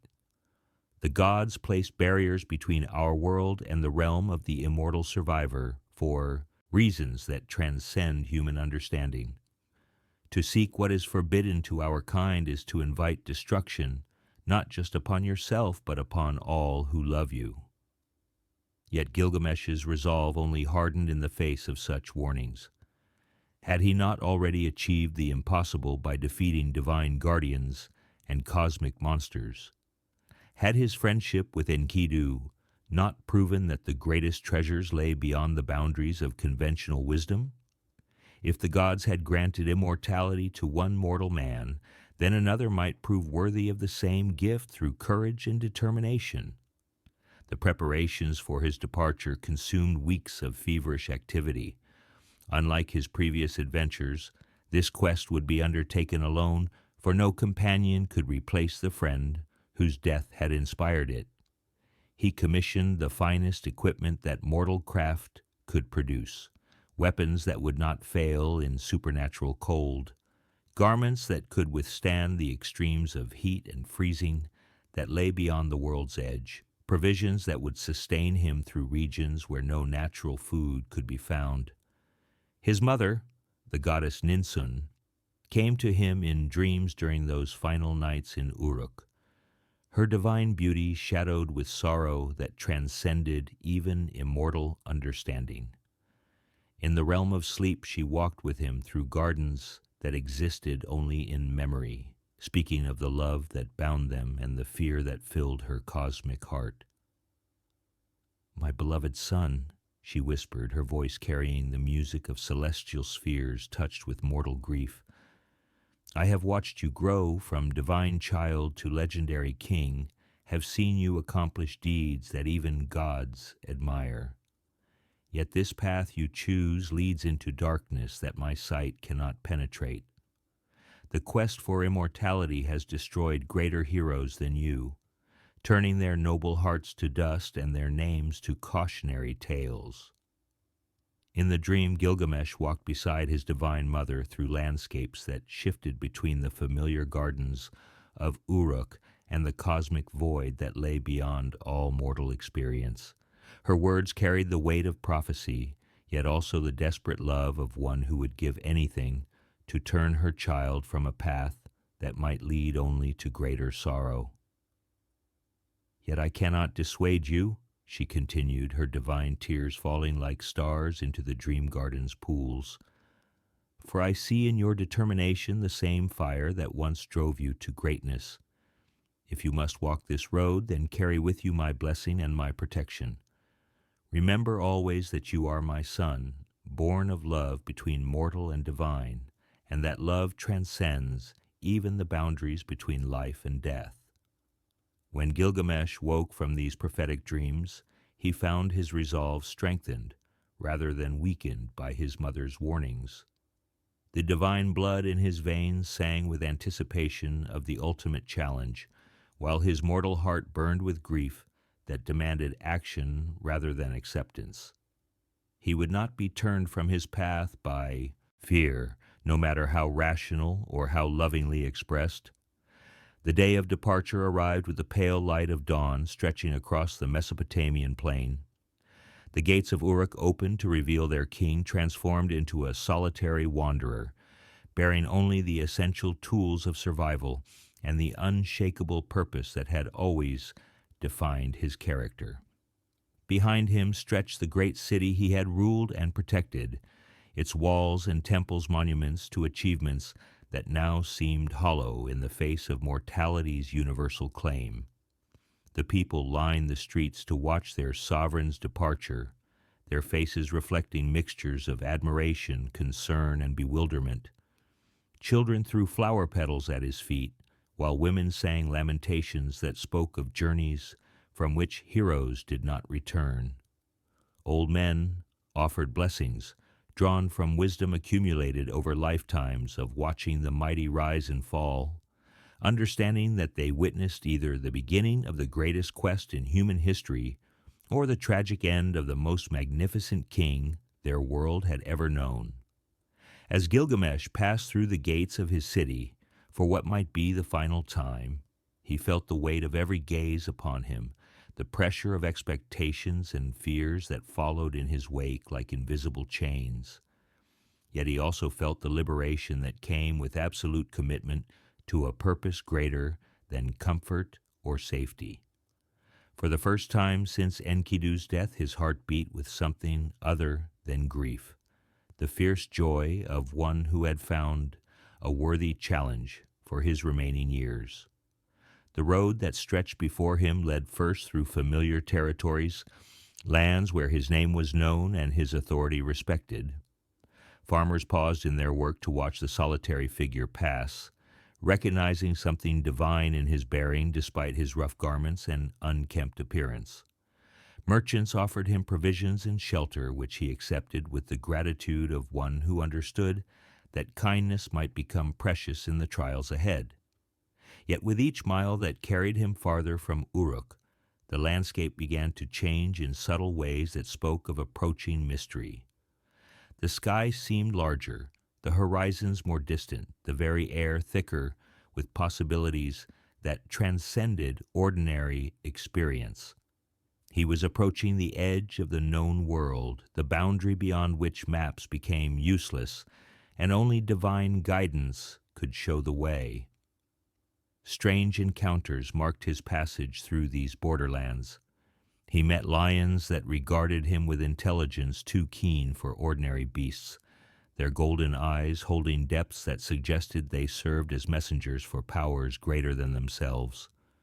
Ancient trees whispered in languages older than human speech, their voices carrying warnings and encouragement in equal measure.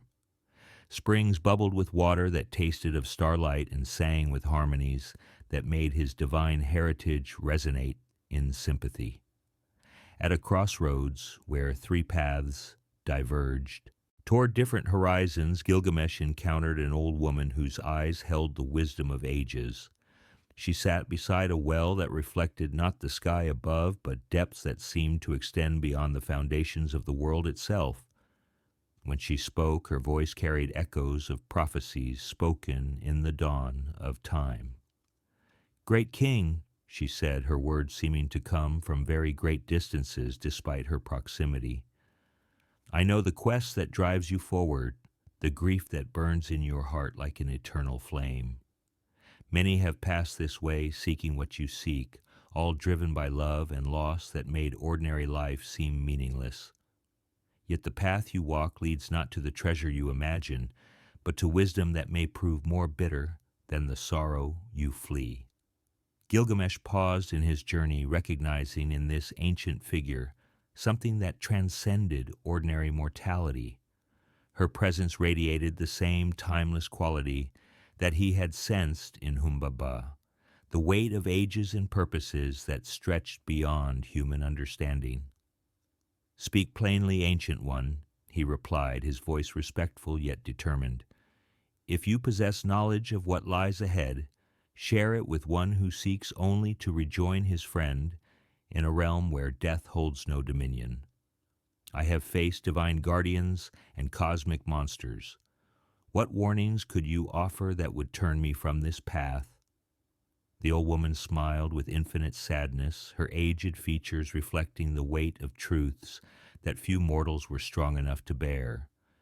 When she spoke again, her words carried the finality of cosmic law pronounced by powers beyond appeal. "The immortality you seek exists, great king, yet not in the form your grieving heart imagines. Utnapishtim lives indeed, blessed by the gods with life unending, yet his gift came at a price that no other mortal has been asked to pay. You will find him if your courage holds true, yet what he offers may not heal the wound that Enkidu's death has torn in your soul. Still, walk forward if you must, for some wisdom can only be gained through the bitter experience of seeking impossible dreams. With these cryptic words, the ancient woman faded like morning mist, leaving Gilgamesh alone at the crossroads with only her warnings echoing in his mind. Yet rather than deterring him, her prophecy only strengthened his resolve. He had not come so far to be turned aside by riddles and half-glimpsed truths. Whatever price immortality demanded, whatever bitter wisdom awaited at the end of his quest, he would face it with the same courage that had carried him through every previous trial.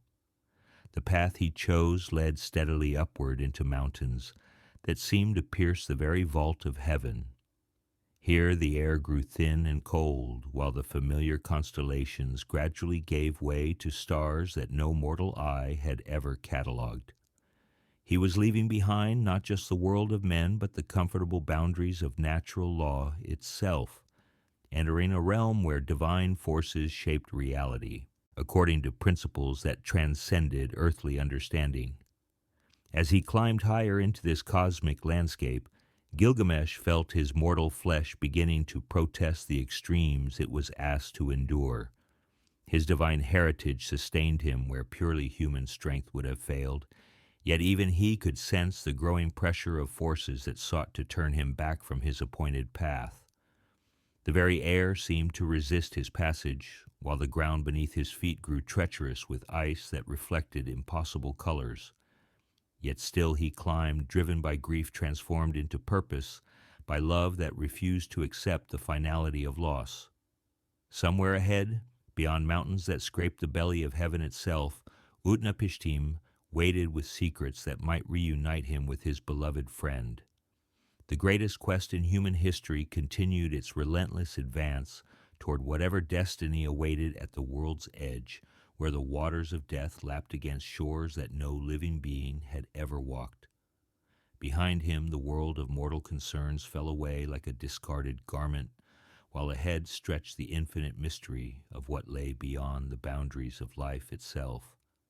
Gilgamesh walked forward into legend, his every step carrying him closer to either the greatest triumph in human history or the most magnificent failure ever attempted by mortal will. In the distance, strange lights danced on peaks that touched the very foundations of heaven, promising revelations that would either heal his broken heart or destroy him utterly in the attempt to claim them. The mountains that rose before Gilgamesh defied every natural law that governed the world below.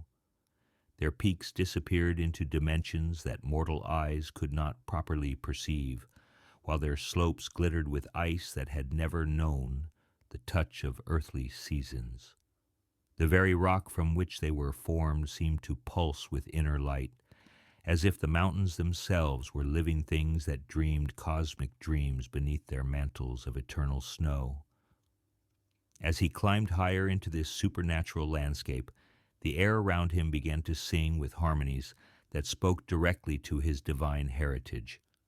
These were not sounds that mortal ears could hear, but vibrations that resonated in the spaces between atoms, the music of creation itself made audible to one whose blood carried the essence of immortal realms. Each note seemed to carry memories of when the world was young and gods walked openly among their children. The path he followed wound between peaks that bore names in languages older than human speech. Here stood Mount Mashu, the great twin-peaked mountain that guarded the passage to the realm beyond the world's edge. Its slopes rose so high that they literally touched the vault of heaven, while its roots extended deep into the underworld itself, making it a bridge between all the realms of existence. At the mountain's base, Gilgamesh encountered guardians unlike any he had faced before. These were not monsters in the conventional sense, but beings of living flame and crystallized starlight, creatures that existed at the intersection of multiple dimensions. Their forms shifted constantly between man and beast, between solid matter and pure energy, their voices carrying the authority of cosmic law itself. "Hold, traveler," spoke one of these magnificent beings, its words causing the very air to shimmer with released power. "You approach the gateway between worlds, the passage reserved for those who have transcended the limitations of mortal flesh. What right do you claim to walk the path of the sun itself, to tread where only divine beings may safely venture?" Gilgamesh stood before these cosmic sentinels with the same fearless dignity he had shown to every previous challenge. His grief had burned away everything non-essential from his character, leaving only the pure essence of heroic determination that no power in heaven or earth could intimidate. "I am Gilgamesh of Uruk," he declared, his voice carrying across dimensions to echo in realms beyond mortal understanding. 2/3 divine and 1/3 mortal, born of the goddess Ninsun and shaped by destiny for deeds that lesser beings cannot comprehend. I seek Utnapishtim, the faraway, survivor of the great flood, keeper of the secret that can reunite me with my beloved friend who has passed beyond the veil of death. The guardian studied him with eyes that held the light of distant galaxies, weighing his words against cosmic scales of judgment that measured not just courage but the purity of purpose that drove him forward. In their timeless gaze, Gilgamesh felt his entire existence being evaluated, every deed and decision examined for the worthiness that might grant him passage to the realm beyond. "Your grief burns bright as a star being born," acknowledged the second guardian, its form shifting through spectrums of light that had no names in mortal languages. "Yet grief alone does not grant passage through the valley where the sun travels. Many have come before you, driven by loss and love, seeking what cannot be found through mortal effort. Most have turned back when they understood the true nature of what they sought. Will you be wiser than they, or will pride drive you forward into destruction?" The question hung in the air like a challenge that demanded more than mere words in response. Gilgamesh felt the weight of cosmic attention settling upon him, understanding that his answer would determine not just his immediate fate, but the entire trajectory of his quest. In this moment, surrounded by beings whose existence transcended every category of mortal understanding, he found clarity that had eluded him since beginning his journey. "I will not turn back," he said simply, his voice carrying the finality of absolute commitment. "If destruction awaits me on this path, then I choose destruction over a life emptied of meaning by loss. If wisdom demands that I abandon hope, then I reject such wisdom in favor of love that refuses to accept defeat. Grant me passage or deny it as you will, but know that my purpose burns too bright to be extinguished by warnings or obstacles." The guardians exchanged glances that seemed to communicate across dimensions, their forms pulsing with energies that spoke of consultation with powers beyond even their cosmic authority. When they finally responded, their words carried both admiration and sorrow for the mortal who had moved them with his unshakable resolve. "Pass then, son of Ninsun," they said in unison, their voices creating harmonies that would echo through the ages. "Walk the path where the sun travels, through the valley of absolute darkness, toward the light that burns at the world's end. Yet know that this passage will transform you in ways you cannot imagine, stripping away illusions until only truth remains, however bitter that truth may prove to be."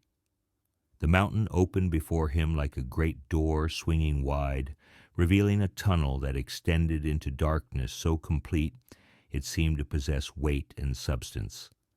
This was not merely the absence of light, but something more fundamental, the void that existed before creation, the cosmic darkness from which all illumination was born. To enter this passage was to walk through the very heart of negation itself. Gilgamesh stepped forward without hesitation, his divine heritage providing the only protection available against the absolute darkness that immediately swallowed him whole. Behind him, the entrance sealed itself as if it had never existed, cutting off his last connection to the world of mortal concerns. Ahead stretched 12 leagues of supernatural night, the distance the sun traveled through the underworld during its nightly journey from west to east. In this cosmic tunnel, time itself seemed to lose meaning. Hours might have passed, or centuries, for the darkness erased all reference points that could measure duration. Gilgamesh walked steadily forward, guided only by an inner compass that pointed toward his distant goal, his footsteps echoing in dimensions that had no names in any language, spoken by living tongues. The darkness pressed against him like a living thing, whispering doubts and fears that sought to turn him from his path. Phantom voices called to him from the void, some claiming to be Enkidu, urging him to abandon this hopeless quest, others promising easier paths to the reunion he sought. Yet his divine heritage allowed him to recognize these as illusions, tests designed to measure the purity of his purpose against the cosmic forces that guarded the passage. As he walked through this valley of absolute night, Gilgamesh felt layers of his mortal identity being stripped away like old garments cast aside. The king who had ruled Uruk, the hero who had faced divine guardians, the friend who had loved Enkidu, all these aspects of himself seemed to dissolve in the consuming darkness, leaving only the essential core of his being, the divine spark that no power could extinguish. Gradually, after what felt like eons of walking through the void, a distant glimmer appeared ahead. At first it was no more than a pinprick of light in the infinite darkness, but as he continued forward, it grew larger and brighter until it became a beacon that drew him like a moth toward flame. The light carried within it every color that had ever existed, and some that existed only in realms beyond mortal perception. When Gilgamesh finally emerged from the tunnel of cosmic night, he found himself in a garden that defied every law of nature he had ever known. Trees grew here whose fruits were precious stones, their branches heavy with emeralds and rubies that caught the light of an impossible sun. The very air sparkled with particles of gold dust, while streams of liquid silver wound between flower beds, where each blossom was a perfect pearl. This was the garden of the gods, the divine pleasure ground that existed at the boundary between the mortal world and the realm of the immortals. Every step he took on its crystal pathways sent harmonious chimes echoing through the supernatural atmosphere, while the fragrance that filled the air carried the essence of every flower that had ever bloomed in the world below. Yet for all its beauty, the garden felt empty of the warmth that comes from living presence. This was perfection without soul, magnificence without the imperfections that make beauty meaningful to mortal hearts. Gilgamesh walked through its crystalline splendor with growing unease, understanding that he had entered a realm where different laws governed existence itself. At the garden's heart stood a figure that made his divine heritage resonate in recognition.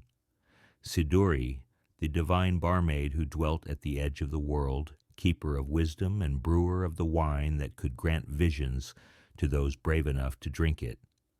Her beauty was not the overwhelming radiance of goddesses like Ishtar, but something more subtle and profound, the allure of one who had witnessed the rise and fall of ages and found reason to smile despite the sorrow such knowledge brought. "Welcome, great king," she said, her voice carrying the warmth that the crystal garden lacked. "I have been expecting you, for your grief echoes across dimensions, and your purpose burns bright enough to be seen from the farthest reaches of creation.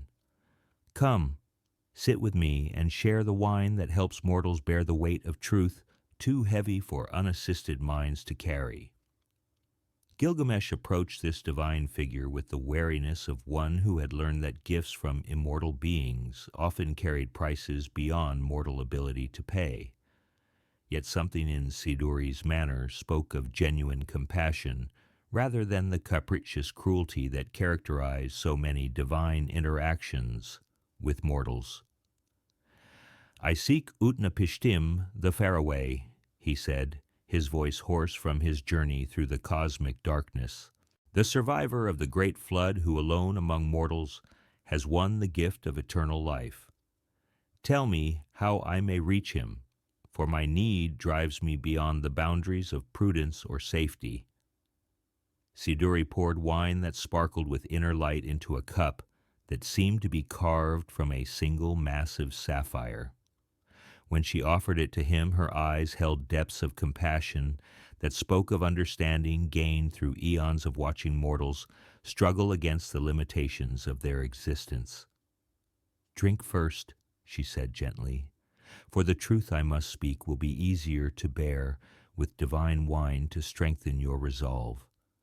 The path you seek to walk has never been traveled by living feet, and the destination you pursue may not offer the healing your wounded heart desires."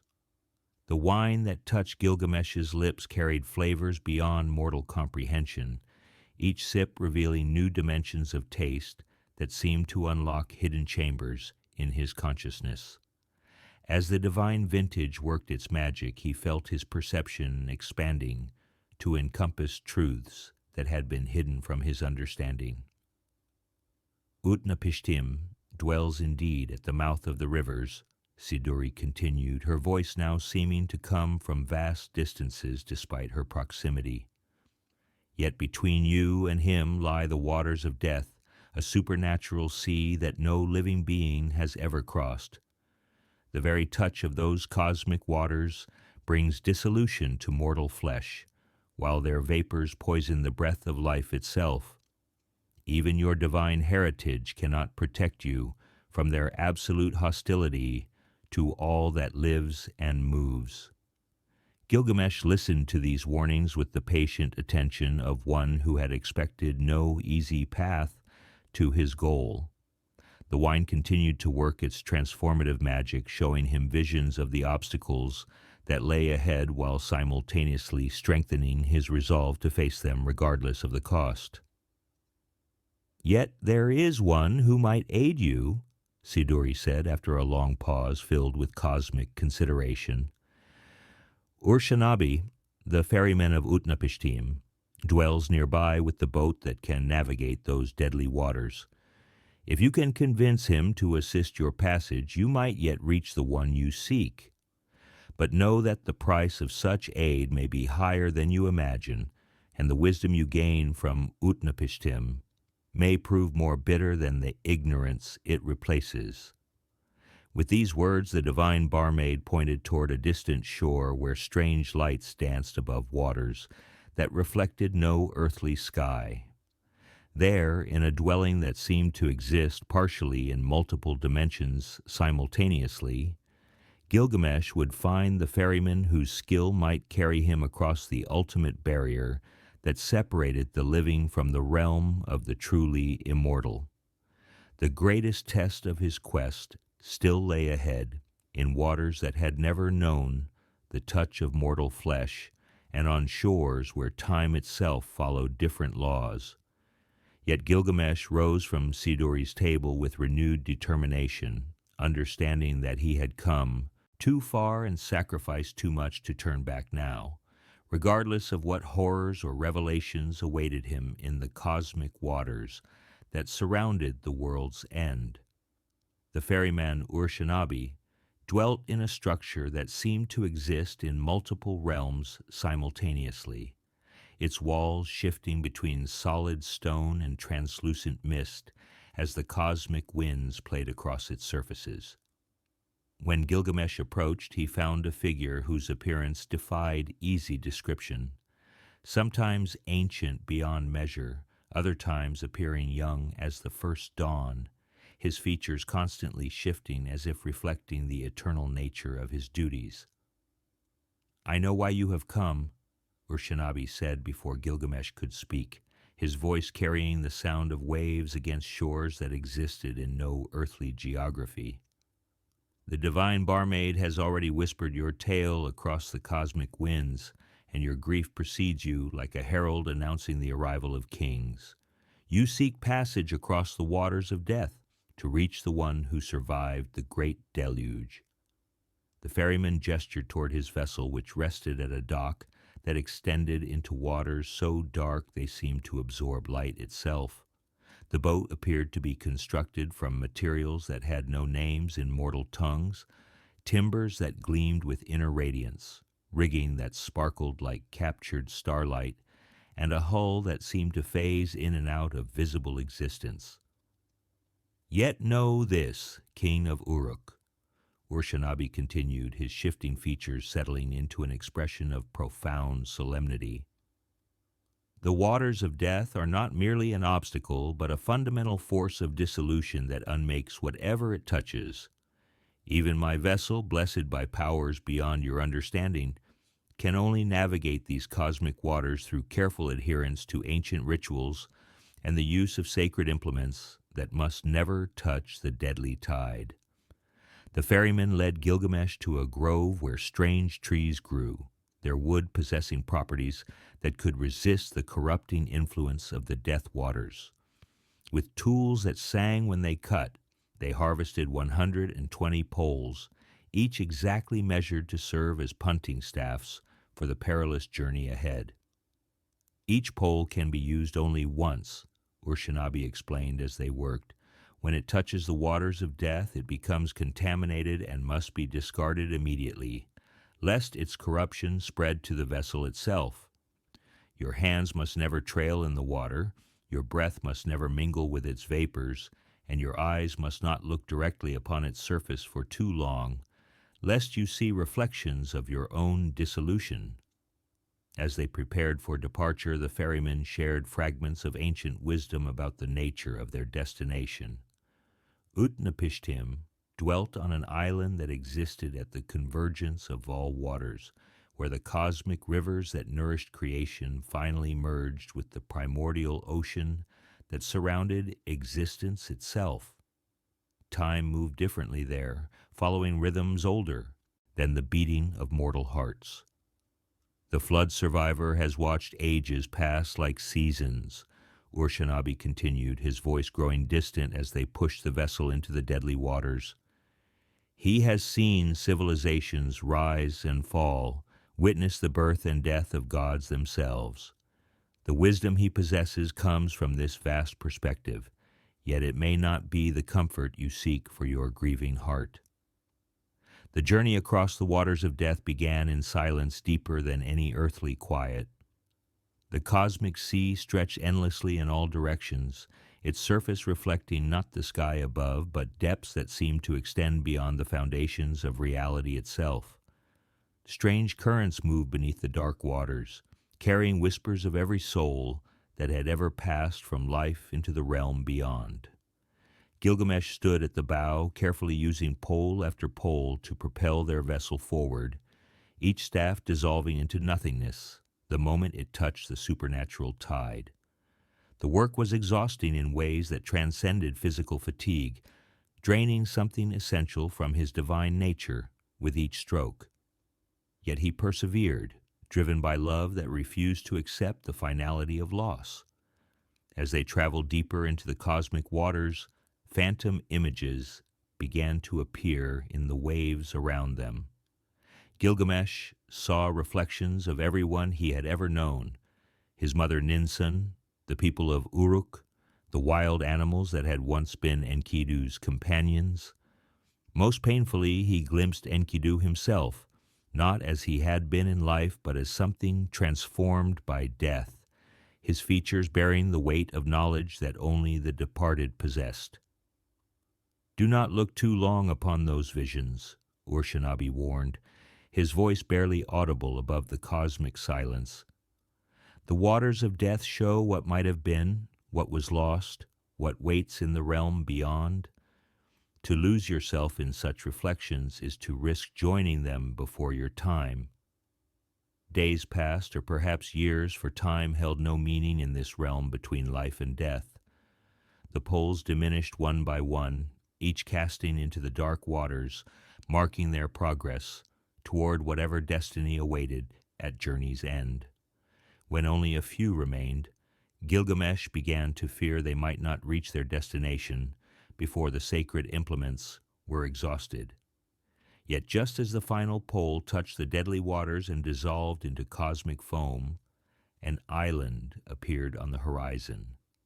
Unlike the crystal perfection of the divine garden, this land possessed the weathered beauty of something that had endured through all the ages of the world. Ancient trees grew along its shores, their roots extending deep into soil that had been blessed by divine favor, their branches reaching toward skies that reflected the eternal nature of their guardian. The boat ground against a beach of sand that sparkled with the dust of ground pearls, each grain holding memories of the great deluge that had once cleansed the world. As Gilgamesh stepped onto this timeless shore, felt the weight of countless ages settling upon his shoulders, understanding that he had reached a place where mortal concerns seemed as fleeting as morning mist. In the distance, through groves that had grown undisturbed since the world's recreation, smoke rose from a dwelling that spoke of simple contentment rather than cosmic grandeur. There, in a house built from the same gopher wood that had once formed the Ark of Salvation, dwelt the man whose story would either heal Gilgamesh's wounded heart or teach him truths too bitter for mortal souls to bear. Utnapishtim emerged from his dwelling as if he had been expecting this visitor since the foundation of the world. His appearance was both ancient and timeless, bearing the weight of centuries yet possessing the vitality of one touched by divine grace. His eyes held depths that reflected the great waters he had sailed, while his voice carried the authority of one who had spoken directly with the gods in their moment of cosmic decision. "So you have come at last, Gilgamesh of Uruk," he said, his words seeming to echo across dimensions. "Your grief has called to me across the waters of death, and your desperate love has moved even the cosmic forces that guard this realm. Come, sit with me by the fire that has burned since the world's remaking, and hear the tale that may answer your questions, though perhaps not in the way your heart desires." As they sat together beside the eternal flame, Utnapishtim began to speak of the great deluge that had once cleansed the world of its corruption. His voice painted visions of divine councils where the fate of humanity was debated, of construction projects that defied natural law, of waters that rose to cover the highest mountains, while only one vessel rode the cosmic tide. The gods had grown weary of human noise and corruption, he said, his words carrying the weight of witnessed catastrophe. Enlil decreed that all mortal life should be washed away, that the earth should be cleansed and begun anew. Yet Ea, wisest of the divine council, whispered warnings through the walls of my house, instructing me to build a vessel that could carry the seeds of life through the coming destruction. The flood survivor described the construction of his mighty ark, built to divine specifications with compartments for every living thing. He told of the terrible storm that lasted 6 days and 7 nights, of waters that rose until even the gods cowered in fear at what they had unleashed. His voice grew heavy with memory as he recounted the silence that followed when all the world lay drowned beneath cosmic waters.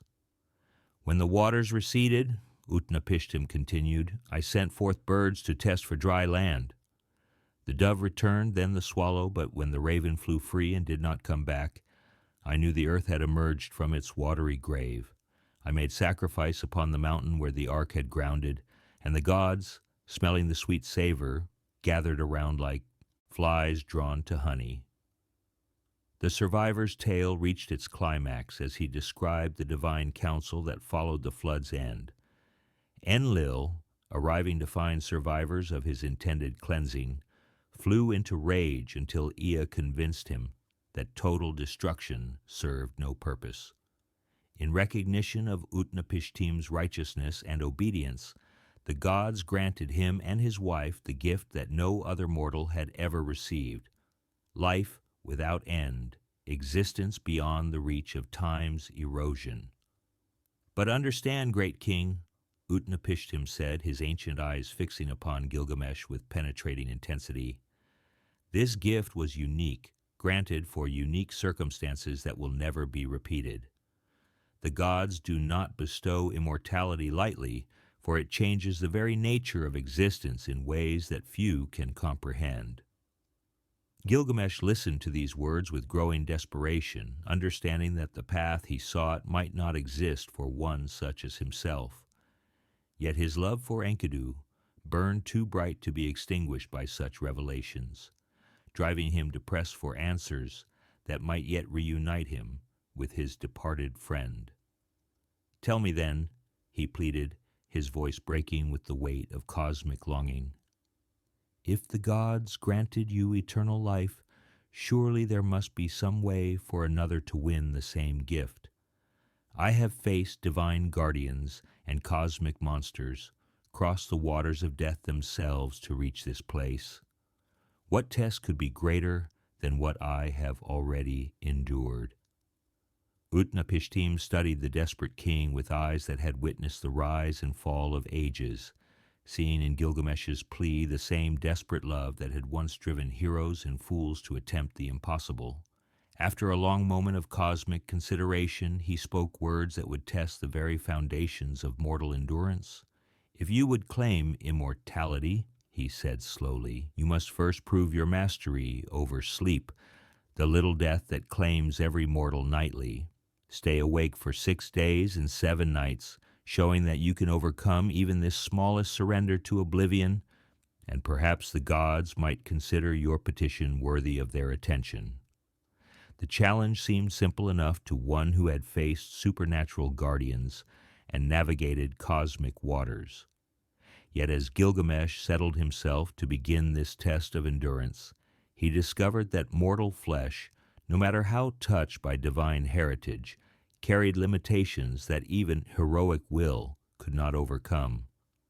The exhaustion of his long journey, the strain of crossing the waters of death, the emotional weight of his desperate quest, all these combined to press upon his consciousness like a physical weight. Despite his fierce determination, despite the divine blood that flowed in his veins, Gilgamesh felt his eyelids growing heavy as the first day wore toward evening. Sleep, that universal conqueror of mortal consciousness, began to claim him as it claimed every living being. His last coherent thought before darkness took him was the bitter realization that if he could not even conquer sleep, how could he hope to master death itself?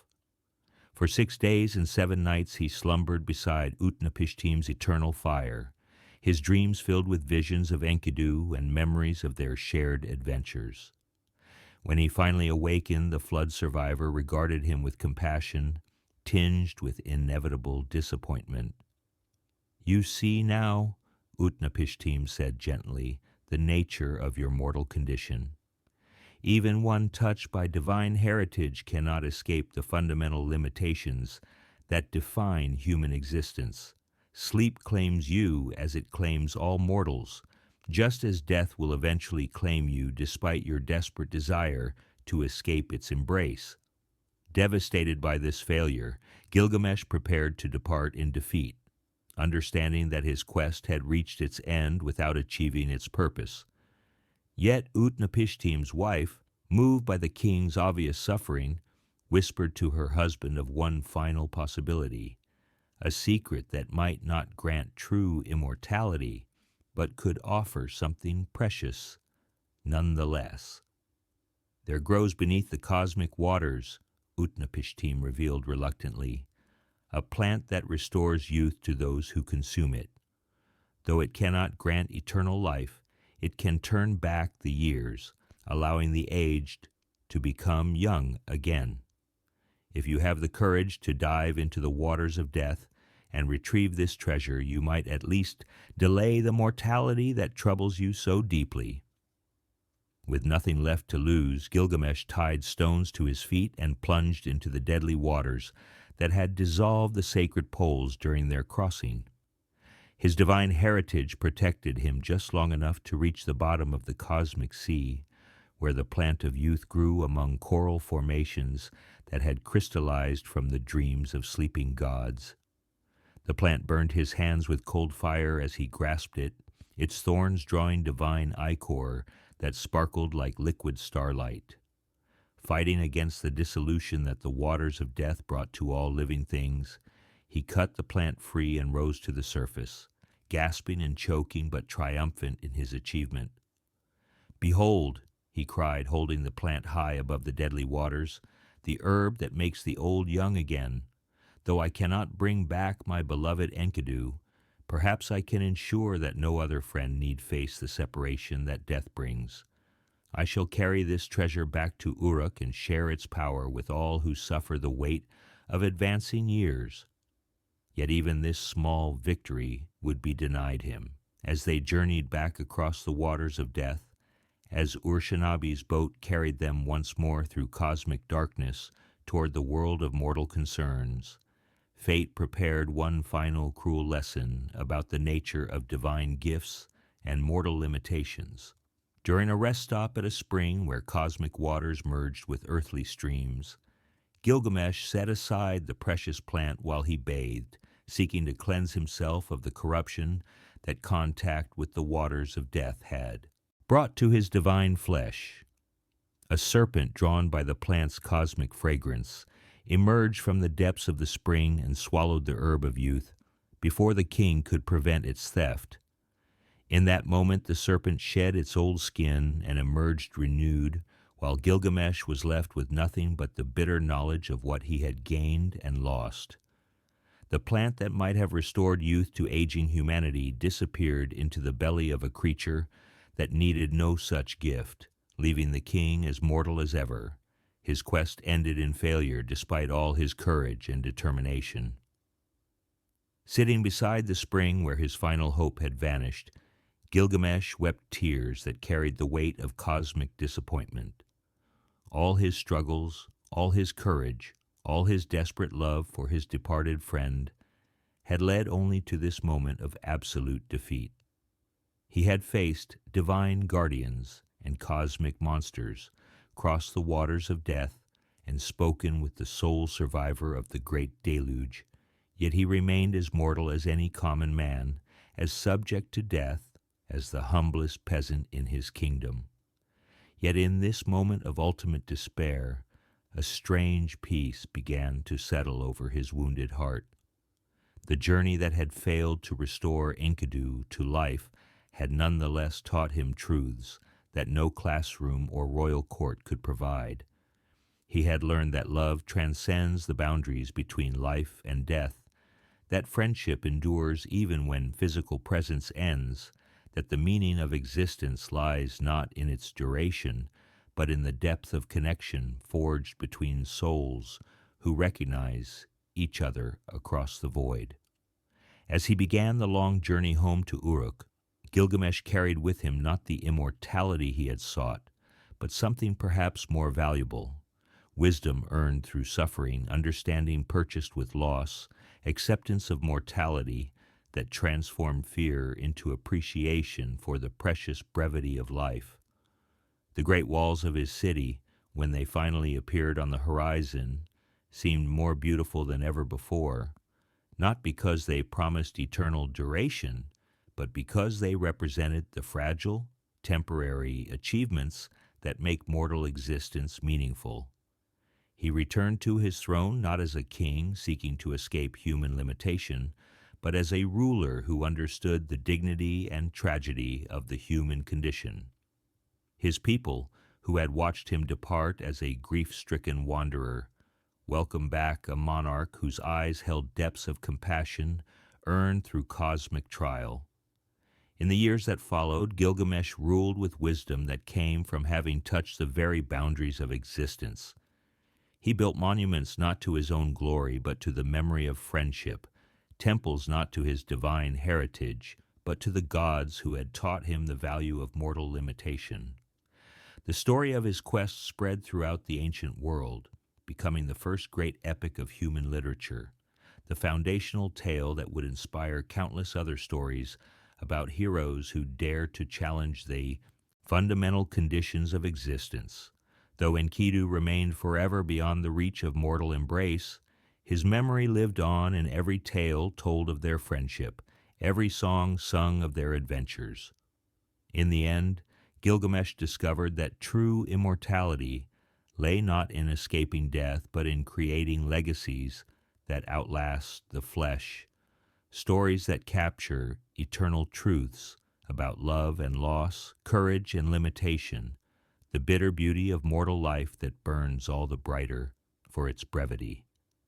As night falls across the ancient world and stars wheel overhead in their eternal dance, the voice of the first great storyteller grows quiet, leaving only echoes of a tale that has traveled 4,000 years to reach our ears. In the silence that follows, we carry with us the same questions that troubled Gilgamesh. What does it mean to love deeply in a world where loss is inevitable? How do we find meaning in existence bounded by mortality?